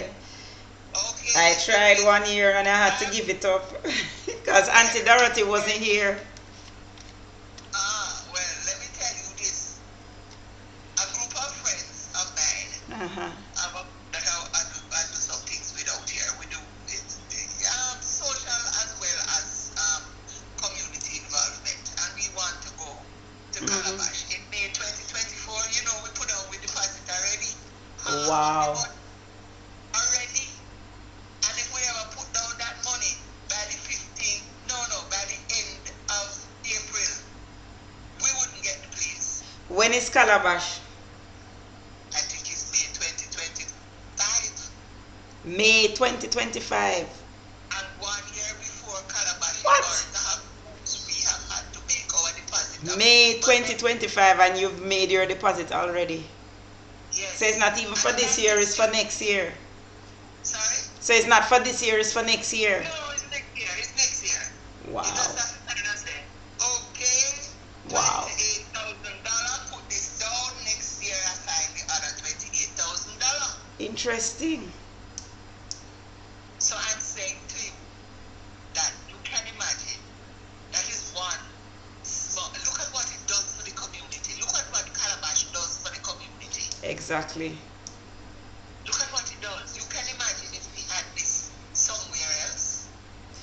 But you know, we see the government on a push to basically discourage locals from having these indigenous shows. Like for instance, Protege had a show the other day and the police shut it off by 1 o'clock. We see it happen to Popcorn, Unruly Fest. Basically anything that's reggae dancehall which is indigenous to Jamaica, we see a deliberate push against it by the government. Well, that is something that's going to have to change. Yeah. Because every one of those shows attract people from foreign. Just look at Rebel Salute. Look at that. Yeah. Look at that. I mean, it is now getting sponsorship, but I know when Tony first started. In St. Elizabeth. I know when Tony first Alligator started. Fun. I'm very pleased to say that I was one of the first persons who spoke at his launch. Yeah. And gave support. Yeah. Sometimes to remind him. Yes. But the truth is, you know, I want to tell a story. Sure. About, and this is probably, I have a story for everything, eh? But I remember when I was Minister of Entertainment and Culture, and that dance song was killed. What was his name again? It will come to me. Bogle. Bogle. Bogle. Yeah. Killing of Bogle killed entertainment in Kingston. Yeah. For weeks. Yeah. Because everybody was afraid of retaliation. Yep. And I recall we had something called the Entertainment Advisory Board at the time. I think that was also something that we set up. No, not I think. It was also something that was set up by the Entertainment Advisory Board. Okay. Somebody asked. All right, I see somebody. Gary, I'm going to open the box now, which is 9:30, and have some of you ask Comrade Assamba the question. So, Comrade Assamba, I know it's late for you, but just beg you 15 minutes more. Some of the viewers want to ask some questions. So those of you who have questions, send in your requests from now to come up into the box so that I can bring you on. All right. So Gary, let me send you an invite. Anybody who has questions? Not seeing anybody yet, so nobody don't have no. Let me tell you the story. Because yeah, man, go ahead. Go ahead. What I want to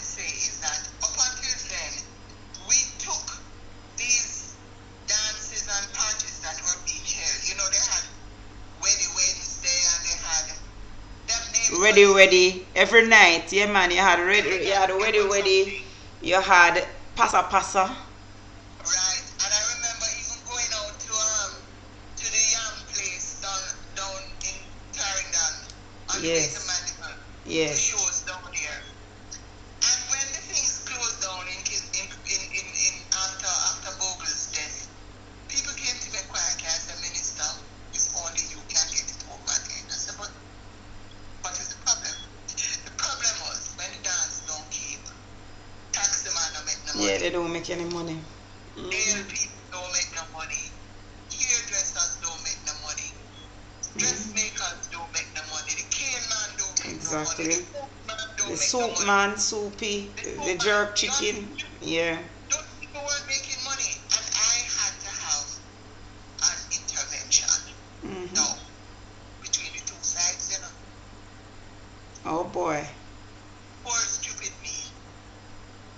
But to this day, people don't even realize Bogle was a real impact. His death was a real impact on the industry. Yep. Yes, because if you remember, this whole thing about the creation of the dance hall dance. Right. He's the one who brought that to the fore, you know. Yep. So Gary, this question is, if the PNP wins the next general election, will they get the Trelawney Stadium back in action? Well, that is something that I think has got to be put on the table. That is something that has to be put on the table. I don't know that I am competent to answer that question, but that's something that we will have to put on the table. Okay. Hugh Blair is asking if you are prepared to be a part of the next government when PNP wins. Let me tell you this. I'm prepared to do anything that will help with the development of this country. However, I also understand that there are other people who are coming up who need a chance. I got my chance. Right. So I'm not going to fight out anybody for a position. I'm not about positions. The people who know me know that I never want position yet. I think you'd be a great advisor. You would be an amazing advisor in many different capacities. I don't have to have a position, but I will always be a part of a PNP government. Sure, yeah. Nobody wants to come in the box. Go ahead, Comrade ASSAMBA. Yeah, so I quietly had a meeting. And I didn't realize that entertainers don't come early to anything. No man, up 2 o'clock in the morning. So I had one group coming at one time and another coming an hour, 2 hours later. And the first group come late. Oh boy. So the other group was going to meet them up in the building and they were not speaking to one another. In fact, it was really bad and I don't want to go into all of that right now. I want to go into the solution. Right. And so the first group came and I had them in one of our boardrooms. And I had get my close protection officers Right. and my secretaries to go downstairs to meet with the other group and move them up onto the 4th floor into another boardroom. And as the minister, I ran between the boardroom, the second floor boardroom, and the 4th floor. Jeez, you. I You had to live. You had to be carrying message. Yeah, I was the mediator. Oh And my. we were able to get things calmed down and settled down. And I'm not going to call the names of the people who were involved at the time, but we were able to get it done so that the business of entertainment could start again in Kingston. Yeah. And so that ordinary people could begin to earn money again. Yeah. And this is probably, Kamala, I must tell you this, that this is the first time that I'm speaking about this. But there are people who were part of the entertainment board, and in order to show my good faith, I had to agree that I would read a lesson at Boble's funeral. Okay, because I know that we took a lot of flack for that at the time. Yes, and I was in Barbados because we were interviewing for a new Secretary General of the CTO, and I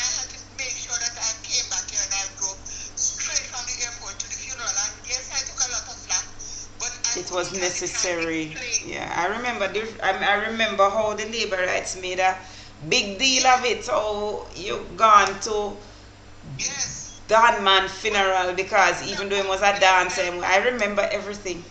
He's not overkill himself, you know. So I know. why were they going on about my reading a lesson at Douglas I funeral? remember. I remember. But we couldn't speak about it, eh? Because Yeah. we had to speak about it. Yeah.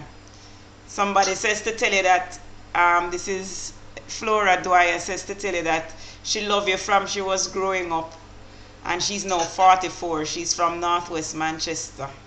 Oh Lord, you're telling me how old I am. I'm not that old. But thank you very much, Miss Gloria. Thank you. Flora, yes. Appreciate Okay. it. Flora, thank you. Yeah, man. Appreciate it. Well, Yeah. Oh, somebody. All right, we have one person who want to ask you a question. Somebody coming. All right, this is Comrade Patrick. Let me. All right. Go ahead. Hi, how you do, Comrade Smith? He's coming up into the. Hey, Sharon. Hi, how are you? Yes, Comrade Attikel, yes. Go ahead. Comrade ASSAMBA, you used to be ready for years, right? Sorry? Repeat again, Attikel. Patrick Perry now, put you to the politics, right? It's me, Comrade Attikel Smith. Attikel Smith. Yes.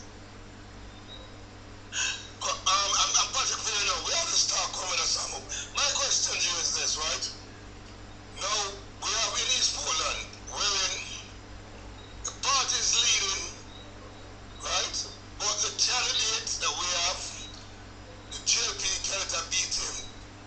What do you think is the best thing for us to do with that? You're asking me a question that I don't feel that I have the... No. I shouldn't call it party. I shouldn't even say that. Let's put it in a different way. Let's say we did there's a poll out where the PAP is leading in this particular constituency, right? But the Labour MP is beating our candidate. You understand me, Kamala? Yeah, but I don't think that Comrade ASSAMBA is in the position to answer that. I'm not competent to answer that. What if, one question now, I'm getting the question now. What if the party was come to you and say, listen, what part of my board is saying, you can't help me? Oh, he wants to know if they call you to help, if you would go. I would. She said she would. I think that question was asked Yeah, man, I know it's you, Attikel. I know it's you. Yes, the question was asked the last week when we talked, and you said anywhere the PNP needs you, you are willing to go. I remember. All right, Attikel, take care of yourself. All right. Okay. All right, there's somebody else. Sydney Blake. All right. Comrade Sydney Blake. Comrade. Good night. How are you doing? What's up? We're good. Welcome. But if not, the topic tonight. Okay. Yes, we're finishing up now. We finished. You're coming at the tail end because we're just taking a few questions. Because Comrade ASSAMBA has to sign off now. So you have a question for her? No, well, let me say, I'm going to this year because she has next door nearby, no, because I'm Northwest. Oh, you're Northwest St. Anne. So she used to run over. So we cannot drive across. Glad this year, I'm a long time, no, see her from the left out. I just see her, so I'm glad this year, she look nice, see me all right, you know? You know that I work in Northwest. Yeah, man. Thank you. I work in Northwest. Okay, Sydney. Oh, you worked in Northwest? Yeah, man, the night before elections, I was on the stage in Bamboo. Okay. And when the meeting finished at that time of the night, I had to go to Kingston because I had to go and vote. That time my vote was in Kingston. And I had to go and vote. And also I was working at the headquarters too, so I had to go back to Kingston. I also worked in Southwest that year when what's his name? Who is now the candidate again? Keith Base Odyssey. Yeah. Yeah, man, I walk around and introduce Keith to communities in the Southwest, and I remember we go there, they said, come on, ASSAMBA, you shouldn't send it on there. I said, no. Come with Keith Walford is your Walford, candidate. yeah. I was prepared to introduce him as your candidate. So I worked with Keith and I worked in the 2000. All right, Comrade Sidney Blake. Thank you. All right. All right. Okay. All right, Comrade ASSAMBA, I know that is way past your normal hours.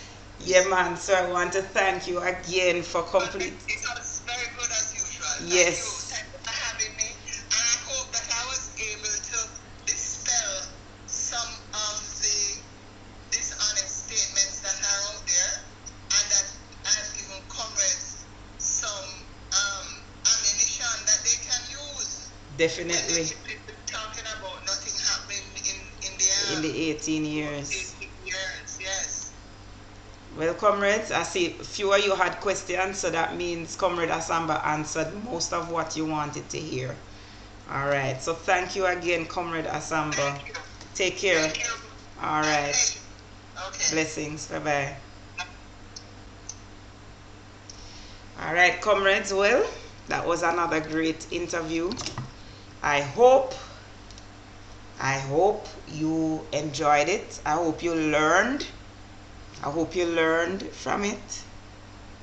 I definitely did. There are a lot of things that I did not know. And I hope, as Comrade ASSAMBA has said, you have the ammunition now to take it to the labor rights. Hey, Comrade Paulette, big up yourself, hearing from the YouTube crew. All right. Yeah, man, it was a beautiful talk. Comrade Marlene, it's time for me to preach now. All right? Because, you see, during the time before, I only had a little half an hour before, so I never get to go in depth in the things I want to talk about. Don't worry about you late. You know that I'm going to post the interview to YouTube. As a matter of fact, it is now on YouTube, because we are also live on YouTube. So if you really want to catch the interview, you can always, immediately as we end here, you can just go to the YouTube platform and watch it. It's there. But by tomorrow, I would have taken the video and posted it by itself on YouTube. So everything, I'm just keeping everything on YouTube. Thank you, Comrade Ron. How are you? Thank you for the gift. I see soap factory sent me a money gun too. That was my first money gun ever, soap factory. But because I was talking to Comrade ASSAMBA, I couldn't respond. Thank you. Everybody who sent me the gift them so far, big up on yourself. Thank you. Because you know said that is how them going to, man, you have pages. Yes, man, I think I have to have the pages, you know. Yes, I am an experienced campaigner, and that's the thing about me. A lot of people don't know that I have worked at every Comrade article, you know, but a lot of people don't know that I have worked at every single level in PNP. Every level: campaign manager, road manager, indoor agent, runner, outdoor agent, cluster manager. I have worked at every level in PNP, every single level, right? So I know the ground runnings. I chose to just stay on social media. You come sort out. Yes, I know. Yeah, man, as a real Comrade Flora, that is it. You go where you're needed. That is the thing. You know, in the locals, I didn't go on the ground. I made a conscientious decision not to go on the ground because a lot of people were spreading rumors about me, and I decided to just maintain the air wars. But eventually I'll return to the ground, because you know, Comrade Atikel, you know, say me a ground warrior. Me a grown warrior, and the being on the ground and on the social media, I can bridge the gap. You understand? And not just from being with the hierarchy, but from being with the foot soldiers. I like to work with the foot soldiers. How them have laboratory, them have so much argument. Listen, we have whole heap of things to talk about, you know. Listen, we're not going to get distracted from what we have to talk about, you know, because we have whole heap of things to talk about. Let me just switch this YouTube view so them can see me too. Hi YouTube. Alright, so we have things to talk about. Before all of this, we were talking about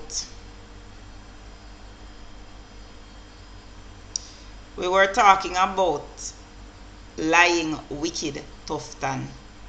Me not done beat Tufton yet. We are going to beat Tufton some more. We have to beat Tufton some more.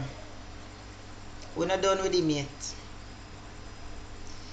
You know, we caught him in a lie. We have caught Tufton in a lie. And many of you who were not here for the beginning of the show,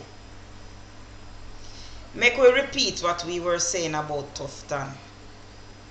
So Tufton claims that there are no reports of Jamaican suffering from AstraZeneca side effects. I am going to read exactly what he said. And this is today. Observer. I'm going to find this article because we're going to call him out on his lie. You understand? And when me done right here, so me need my warriors and my foot soldier them for go out and beat him. Go beat him because him is a liar. Dr. Death is a liar. Because this is a lie from the pit of hell. Make I find it.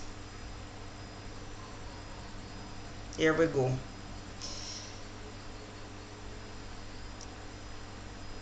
Minister of Health and Wellness, Dr. Christopher Tufton, says there are no reports of Jamaicans suffering from a rare blood clot side effect caused by AstraZeneca.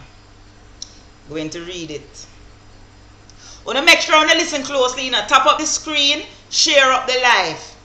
Cause remember, you know, that's why I tell you comrades, a whole heap of comrades don't like history, you know. Them like the current affairs. Because when we bring on the current affairs like last night, at one point we have 300 people from the live. But when we start go and talk about the things that were happening, where we need this knowledge so that we can beat the labor right them, the numbers drop. Randine, me notice say you did notice say the numbers were dropping too. You notice it and me notice it, but I never said nothing about it. So we're talking about current affairs again now. So when you share up the live, make the number them start go up again. Because right now, we're ready. We're ready. Minister of Health and Wellness, Christopher Tufton, says there are no reports of Jamaicans suffering from a rare blood clot side effect caused by AstraZeneca. COVID. Joke. The minister made the announcement during a post-cabinet briefing at Jamaica House with Information Minister Robert Morgan. There are no reports to date of any cases in Jamaica suffering from that rare side effect in Jamaica from AstraZeneca. He continued to explain, and this is why it is important that a medical doctor is the Minister of Health, because you know them chatting bullshit. What him think thrombosis is? Thrombosis is the medical term for blood clot. So unless it is that he is just not knowledgeable of this, or him just damn lie. Alright? So that is what he said. So we have clinically no on record, no report, and would be highly unlikely. Right? If not, so listen to this. We have clinically on record no report of, and those who would have taken would be highly unlikely, if not impossible, to have that side effect now, years after taking the joke will no longer. So you see, say him don't know what I talk about. Alright? So stick up in now. Stick up in. I'm gonna stick that pin in now, because we're going to talk about December 2021 now. We're gonna talk about December 2021. Pretty sure if someone press MO. No, we're going to talk about that now. Build Jamrock. We're going to talk about that now. This article is from Loop News, and it was published December 23rd, 2021. Alright? I know say sometimes this don't show. It now go show. Alright, I know what to do. I know exactly what to do to get you to see it.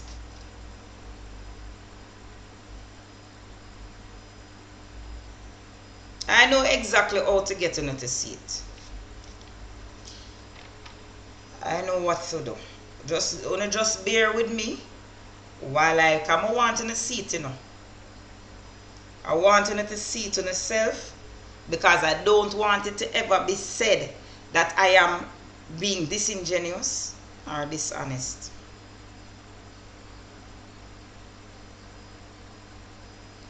I just sent it to this instrument that I am going live on.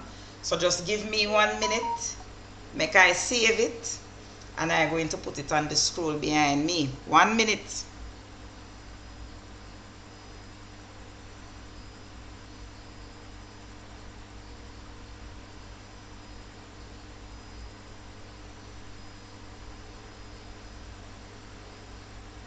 Alright. See it there now. There it is. You see me circle the date. You don't joke with me now, because I am getting used to the hang of this technical thing now, you know. So you don't joke with me, because some find it, some can post it. Don't worry YouTube, it is coming over there shortly. It is coming there shortly. Right? But I am going to read it for you now.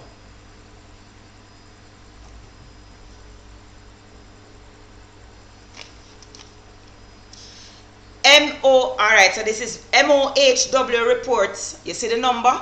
738 adverse reactions to the joke them locally. The Health and Wellness Ministry has advised, now listen carefully, you know. The Health and Wellness Ministry has advised that it has received 738. You know, write down the numbers, comrades. Write down the numbers. So they have received 738 reports of adverse reactions after individuals took the joke locally. Right? When you hear that part. Among that figure, there's so 738 in all. 738. Make me write that down. Among that figure, 165 reports were classified as serious. So 165 serious. Are you working with me? And this is according to Dr. Melody Ennis, who is the Director of Family Health Services. She made a disclosure at Wednesday's C19 conversations hosted by the ministry. So since the beginning of our program, which is on the 10th of March 2021, so now March, April, May, work with me now. So March, April, May, June, July, August, September, October, November, December. So 10 months.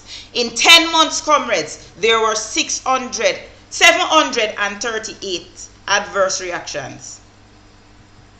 We're going to do some calculation now and extrapolation of data.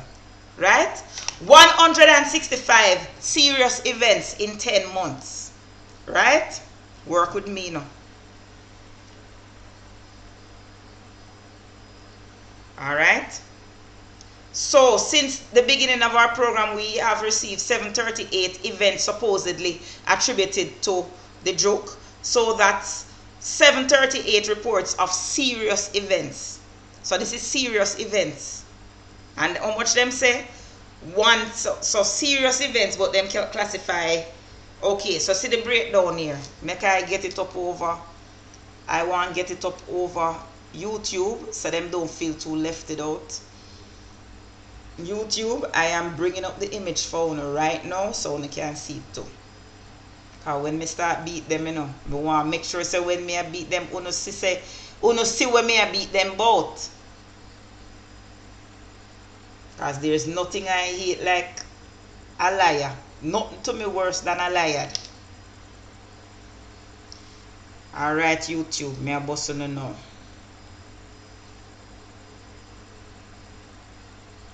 See it there now. So you can see it. Alright. For AstraZeneca, listen to the breakdown now, comrades.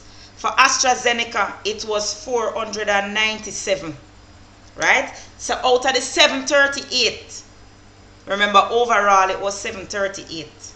So for AstraZeneca now, it was 497 in 10 months. Alright? Because it's AstraZeneca we're looking at. For Pfizer, it was 202. And for J&J, it was 37. So the adverse events include pain at injection site, fever, sore throat, and more serious illness that requires hospitalization.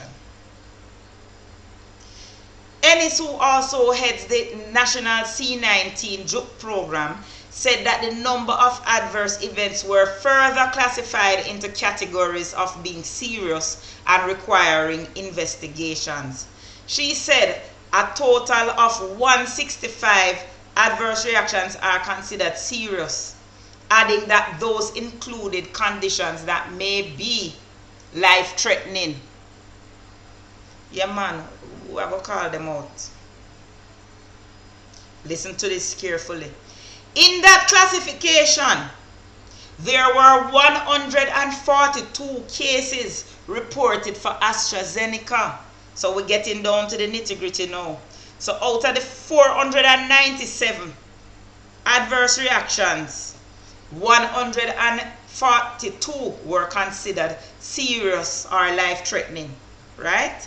For AstraZeneca. Because when I look on the rest, so 142 was serious, life-threatening. Alright? And we actually do, well, yes. She pointed out that serious events were further broken down to look at some significant pathologies, right? Such as anaphylactic reactions. Anaphylactic means allergic reaction where you start swell up. Like if you eat seafood and you're not supposed to, and you start swell up and you can't breathe and you're itching, when you have a bad allergy, that's what anaphylaxis is. It's a severe allergic reaction that may lead to unalive. Alright?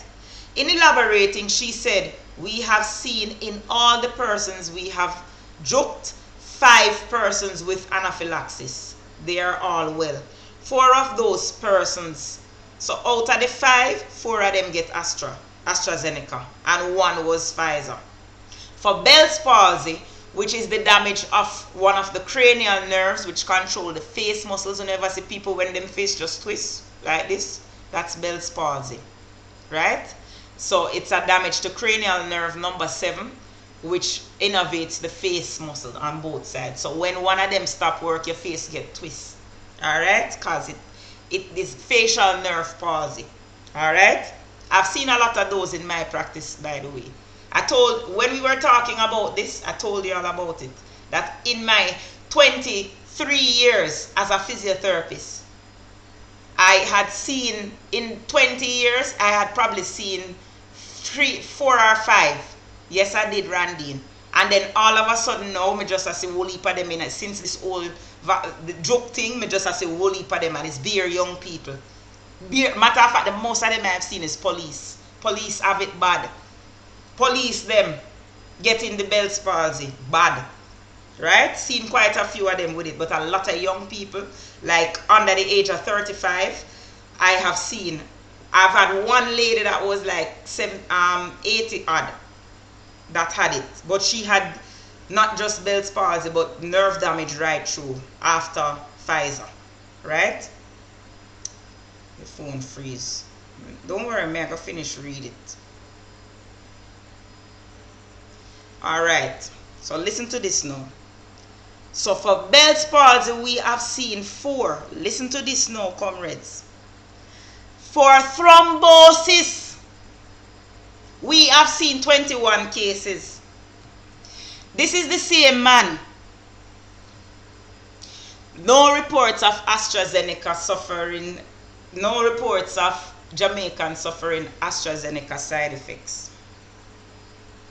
Listen to this now. The definition is in the article, you know. The definition, comrades, is in the article.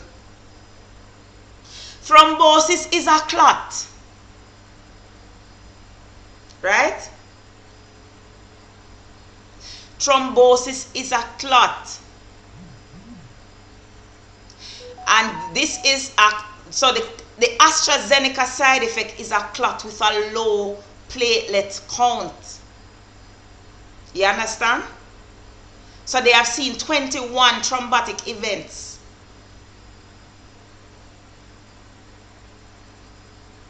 Also notably, the cases of Bell's palsy and thrombosis are related to persons who were inoculated with the AstraZeneca vaccine. Meanwhile, any said for last week's figures, young persons have had more adverse reactions than older people. I not just said this. I never read the article yet, you know. I am reading it as I'm talking to you. If we look at the ages that are affected for AstraZeneca in the last week, we had 20 persons 18 to 37 years old and 12 people 60 and over. For Pfizer, 11 persons 18 to 37 and 5 people over 60. So the majority of people suffering from this adverse event are young people. When I say them people are wicked. You don't say this man is wicked.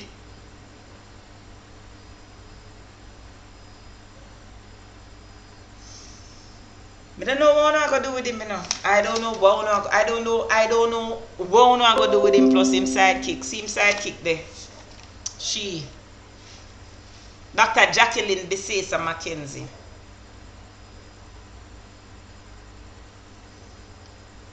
I don't know what I'm gonna do with them.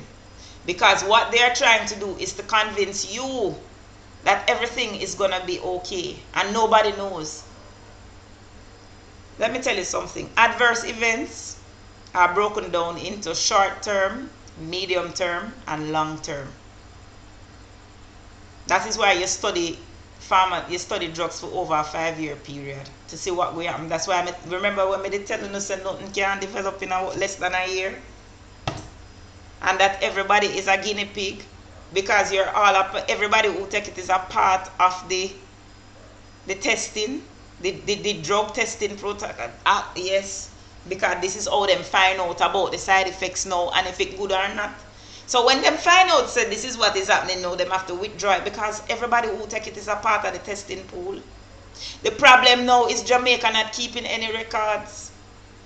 But I have some questions because they are speaking with authority. I want to know how many people in all took this AstraZeneca joke.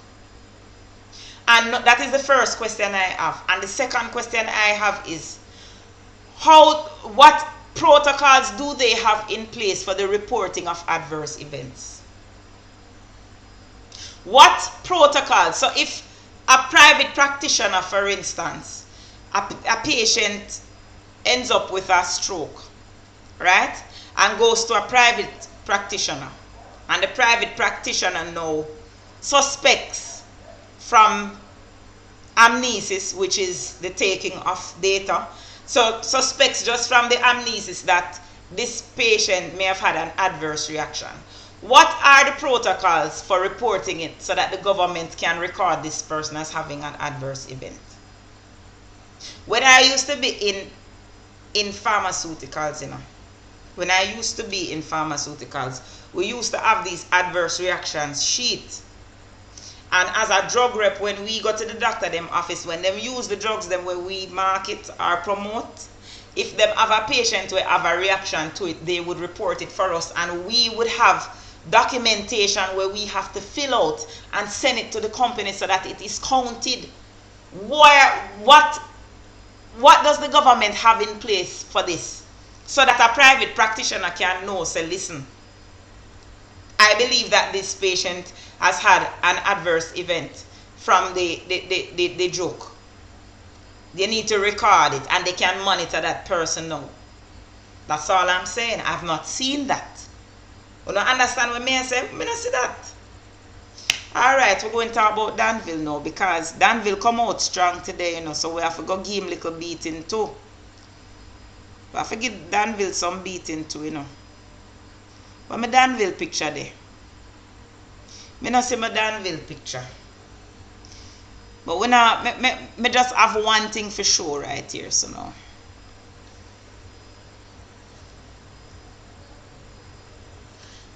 Me don't have much to say about this issue, Me just want to show that picture there.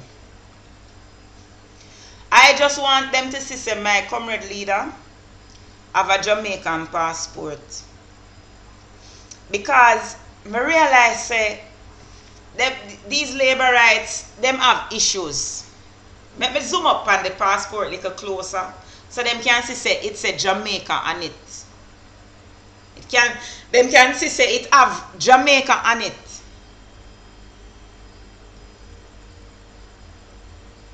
Because me can't understand why they are trying to convince people that this man is born in the UK, when he has said time and time again, say him born up a UC. It's like them believe, say, everybody who have a Caucasian skin tone born overseas. I don't get it. Me not understand. True, see, I got it born a Boston, them feel say Mark Golden born a UK. And you have to realize nowadays, comrades, say, is Mark Golden them trying to attack, Them are trying to pull down Mark Golden. They are trying to pull down Mark Golden. You know why them trying to pull down Mark Golden? They're trying to pull him down because they realize that Andrew is sinking. Andrew is sinking. So therefore, them have to find a way. But them don't realize that everything where them do, everything where them talk, it not help them. It not help them. Because at the end of the day, and I'm telling you this all the time, Andrew is a used commodity. As a product, him on the down, him on the decline. Mark Golden has not been tested as the Prime Minister of Jamaica. We don't know. Why did you not answer the question? What question, man? Who is this person? Morgan. What did he ask? Me don't know what you ask. And why are you typing in cap locks? That is very rude. Are you a laborite? If you're a laborite, please to come off from my platform. I don't entertain idiots. Yeah, man, block him. Block it. Yeah, man, block it. Because in the PAMI, is there any critical clinical report of anyone suffering from the for the joke? Listen to me. What mechanisms are in place to collect those critical reports? Ask yourself that, because that's exactly what I'm saying. You're asking if there's any. What is there in place for those? Where can those reports go? Because me personally, in my capacity, I'm not even a medical doctor. I'm an allied healthcare professional. And me get them come to me, referred by doctors, right? Where in the history, when you read it through, after receiving XY joke, suffered XY, reaction and end up with this happening to them. As I've said, documented. We see it all the time. I met somebody yesterday who tell me say she get it. She and her 2 friends them go for take it. And she end up with a stroke. The 2 friends them end up with stroke too. The 3 of them end up with stroke and the 3 of them go together go take it. So if you go and tell me say those people are figments of our imagination, they don't exist.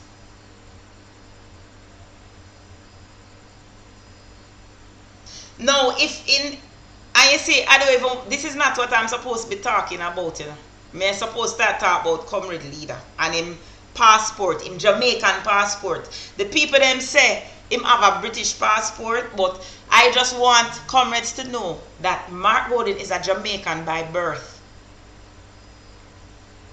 He is a Jamaican by birth. He was not naturalized as a Jamaican.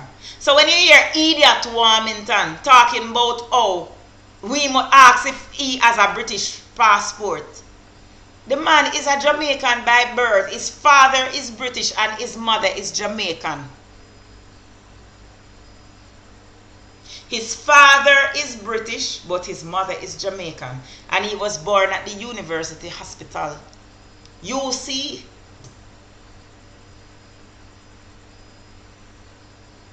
Are you following me? So we could mash down the lies. We have to mash down the lies them one by one, you know. The man have him Jamaican passport. Alright? Now, me have my sermon to give before we end, you know. Because we don't preach the sermon yet. I can find the sermon.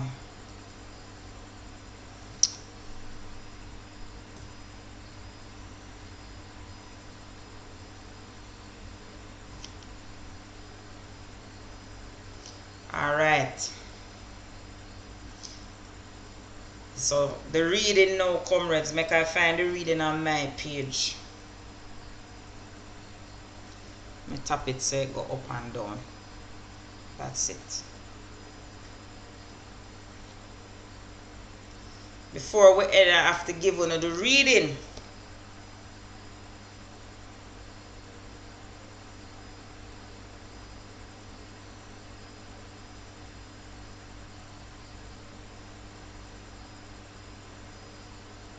Alright, so the reading, comrades, is from the book of Ripe Mango, chapter 1, verse 7.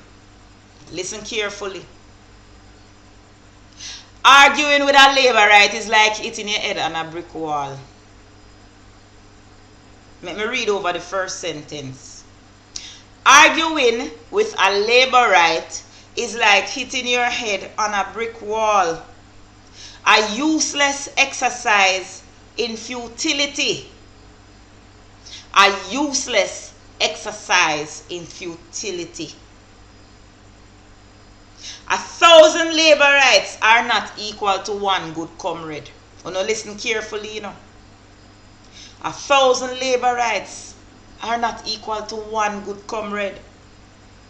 Do not be tempted to waste your time on the meaningless minions set to distract us from our true mission. We are going to wheel and come again, comrades. We are going to repeat everything. And then we're going to break it down. Arguing with a labor right is like hitting your head on a brick wall. You can't go through the brick wall. You're not going to get anywhere by banging your head on a wall. It is a useless exercise in futility. You will never get anywhere doing it, comrades. You're not going to get anywhere arguing with a labor right. They will, me telling you last night, said they don't have the capacity for cerebral thinking. So it don't make no sense.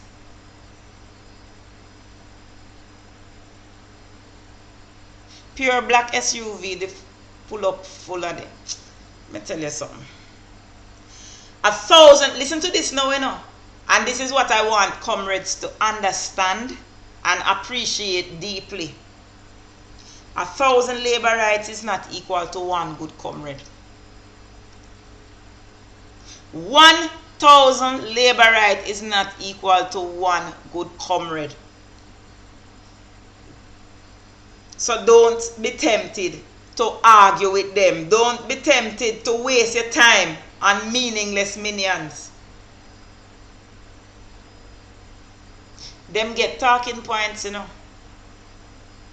Everything them get is a talking point, and if you ask them to expound on the talking points, them start tell you about your mother and your parts and how you're ugly and how your breath stink and about your underneath. Why? Because they are unable to reason, so they start to attack you personally.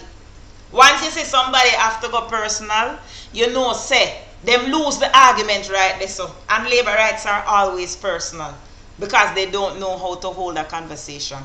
Thank you, Mishibu.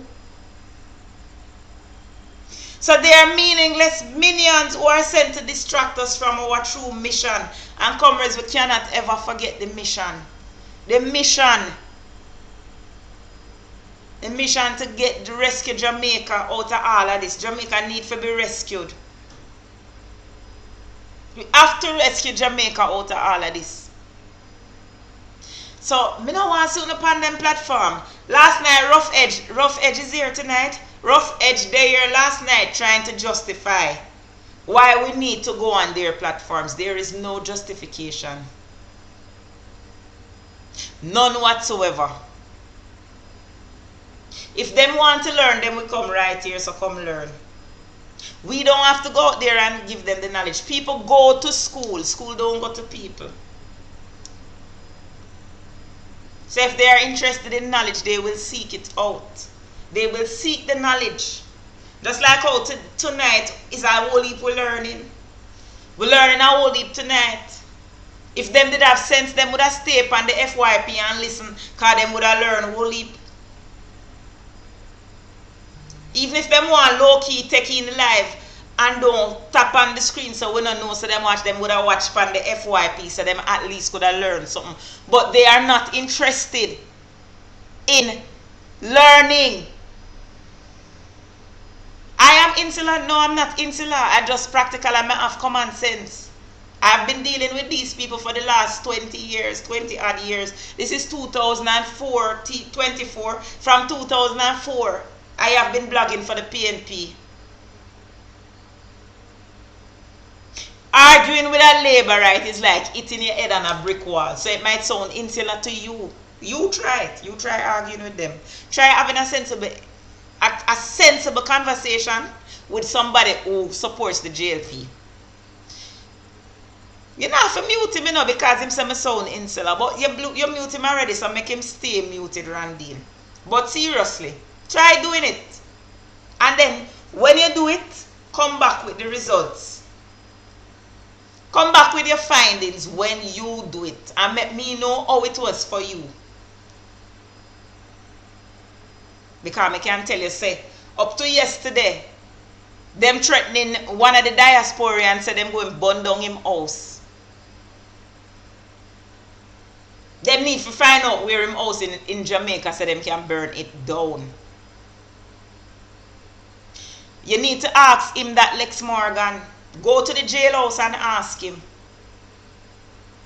Go to the jailhouse and ask him. Or better yet, when him next court date come up, go to the court. Go on to the courthouse with him. Go on to the courthouse with him, go ask him. No man, it's so them stay. Because guess what? All of we live inside of the man brain, so we can know what the man thinking. It just goes to show that they don't have any sense. That is a clear them. You see, we are discussing it and them showing them true colors. You see, oh, God don't play now. God show them up. God show them up. When them can't, this is where they go. So now they're attacking Mark, him down born Jamaica, him white, him this and that. They cannot discuss facts or concepts. They're unable to have discussions about the truth. Them brain operate on a level where it just can't, it just not cerebral. Them don't have any cerebral function. Them incapable of higher thinking. That's why I'm telling you all the time, say them a demon. I must sound like a stick record now, you know. But every night them prove me right when them come over here. Every time them come over here, them prove me right. The dunces of the dunce votes for the JLP from day one.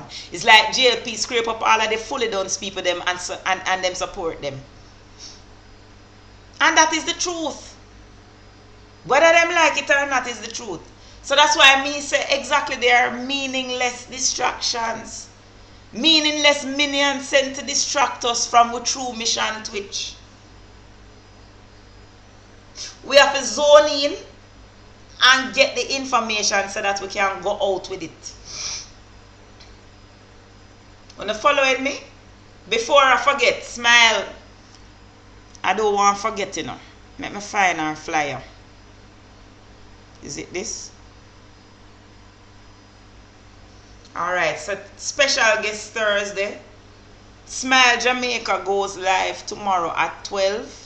And she will have Comrade Odell Marsh with her. And he's the Junior Shadow spokesperson on transportation and mining. Right? And that will be at 1 o'clock tomorrow. So, wanna tune in. Remember, comrades, we have set it up. We have organized TikTok for you so that you always have a comrade on.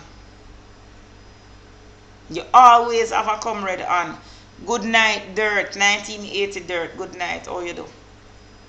So, in the morning, we have Dre from 9 to 12.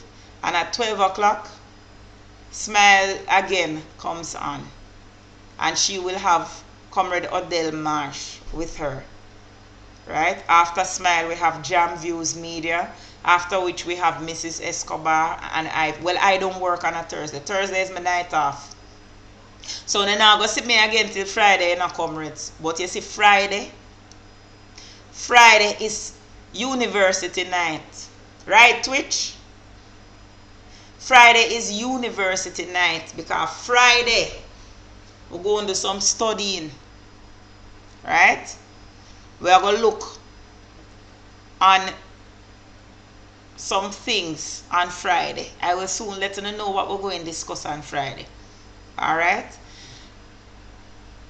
Comrades, want to remember how Andrew claimed to get what name now? What you call it now? Honorary doctorate from Delaware University. Only remember say last week Andrew Holness. Only tell me if you remember say last week Andrew Holness get honorary doctorate from Delaware University. I want you to read this now. This is not even a week later, you know, but I want you to read this. This was posted by JIS. See the JIS logo there at the top. So you can't say me make it up. This is from JIS Twitter page. Right? A collaboration with Delaware State University has commenced, aiming at delivering graduate level training. Make it scroll up again. Make I show it on YouTube. Aimed at delivering graduate level training to the nation for the nation's police officers. You never see smoke without fire. In comrades? You never see smoke without fire. You never see smoke without fire. So, this is how Andrew pay for him. This is how Andrew pay for him doctorate. Him doctor of him humanitarian, what name? Humane letters. Doctor of humane letters. This is how him pay for it. By offering Delaware State University a position out here where them can earn money. You see where we're going to, comrades? You see where we're going. I tell you, say you never, this man, he never does anything for the good of the country. He only think about himself. Right? He only thinks about himself. That is the bottom line. He never study. He never study for it. It's an honorary doctorate. So meaning the people them say here is an honor. It's not really say like a person that study for get the doctorate like myself here. Where school I beat me bad and sake of social media when I won't go study my book. When I run me go study my book more time here. But the bottom line is, this is the reason why Delaware gave him that. Them wasn't giving it out of the goodness of them heart, or there is anything where them think say Andrew Holness did to deserve getting a doctorate. Andrew Holness promised the people a collaboration where they could come and run one of them courses out here. More than likely, it means that the government will fund police officers to do this course. So the government will pay Delaware University to train the police officers. So Delaware University are going to eat a food off of Andrew Holness and the government. Not Andrew Holness, our money, taxpayer money, our money. How much it is going to cost you? It's not going to cost you. Article is not one time it going to cost you, because every time the government send a cohort for them to train, they have to pay them to train them. They're not training them for free. They're not training them for free now. At a bachelor level is over. It's a postgraduate. Bachelor level is not postgraduate. That is master's and doctorate. Right? Postgraduate is master's and graduate and doctorate. Payment in USD, yes. But it's master's and doctorate because it says postgraduate training. See? Delivering graduate level training. Remember, you have undergraduate and postgraduate. Randine, these people spend our money like it's their own. It is their money. So them get for those. So Andrew buy him honorary doctorate. He bought it. He bought it. And he will continue to pay for it with taxpayers' money. Are you following what I'm saying? This making sense to you? Boy, I don't know enough, comrades. I don't know. I don't know at all. I don't know. I don't know what to say to you. I don't know. Don't know.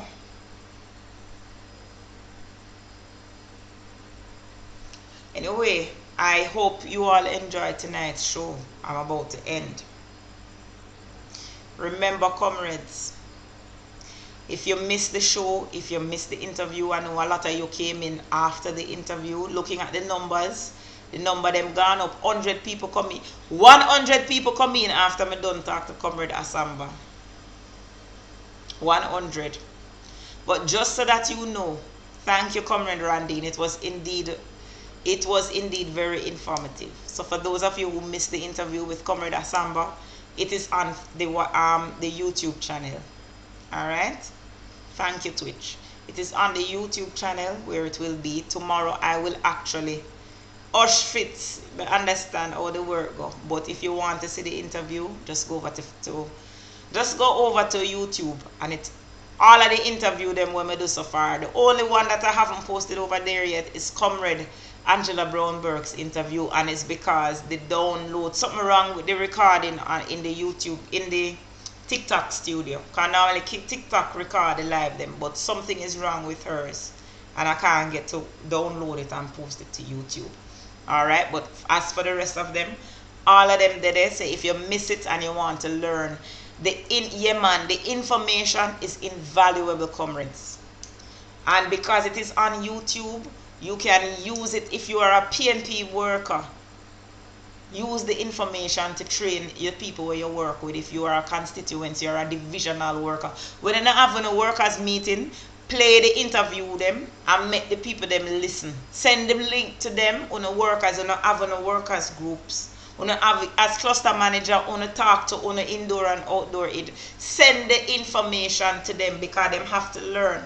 All of this information is invaluable, right? Because it helps us to win arguments, to convince voters, This is what it takes to convince the voters, you know. This is what it takes to convince the voters. The wealth of knowledge, the wealth of information that you're getting from these spokespersons and senior comrades. Boy, Twitch, no, we can't wait. All away. Right? But, yeah, man, we're going to call it a night.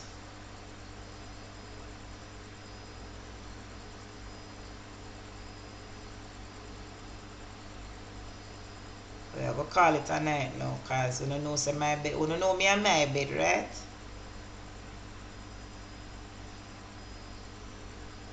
I are looking for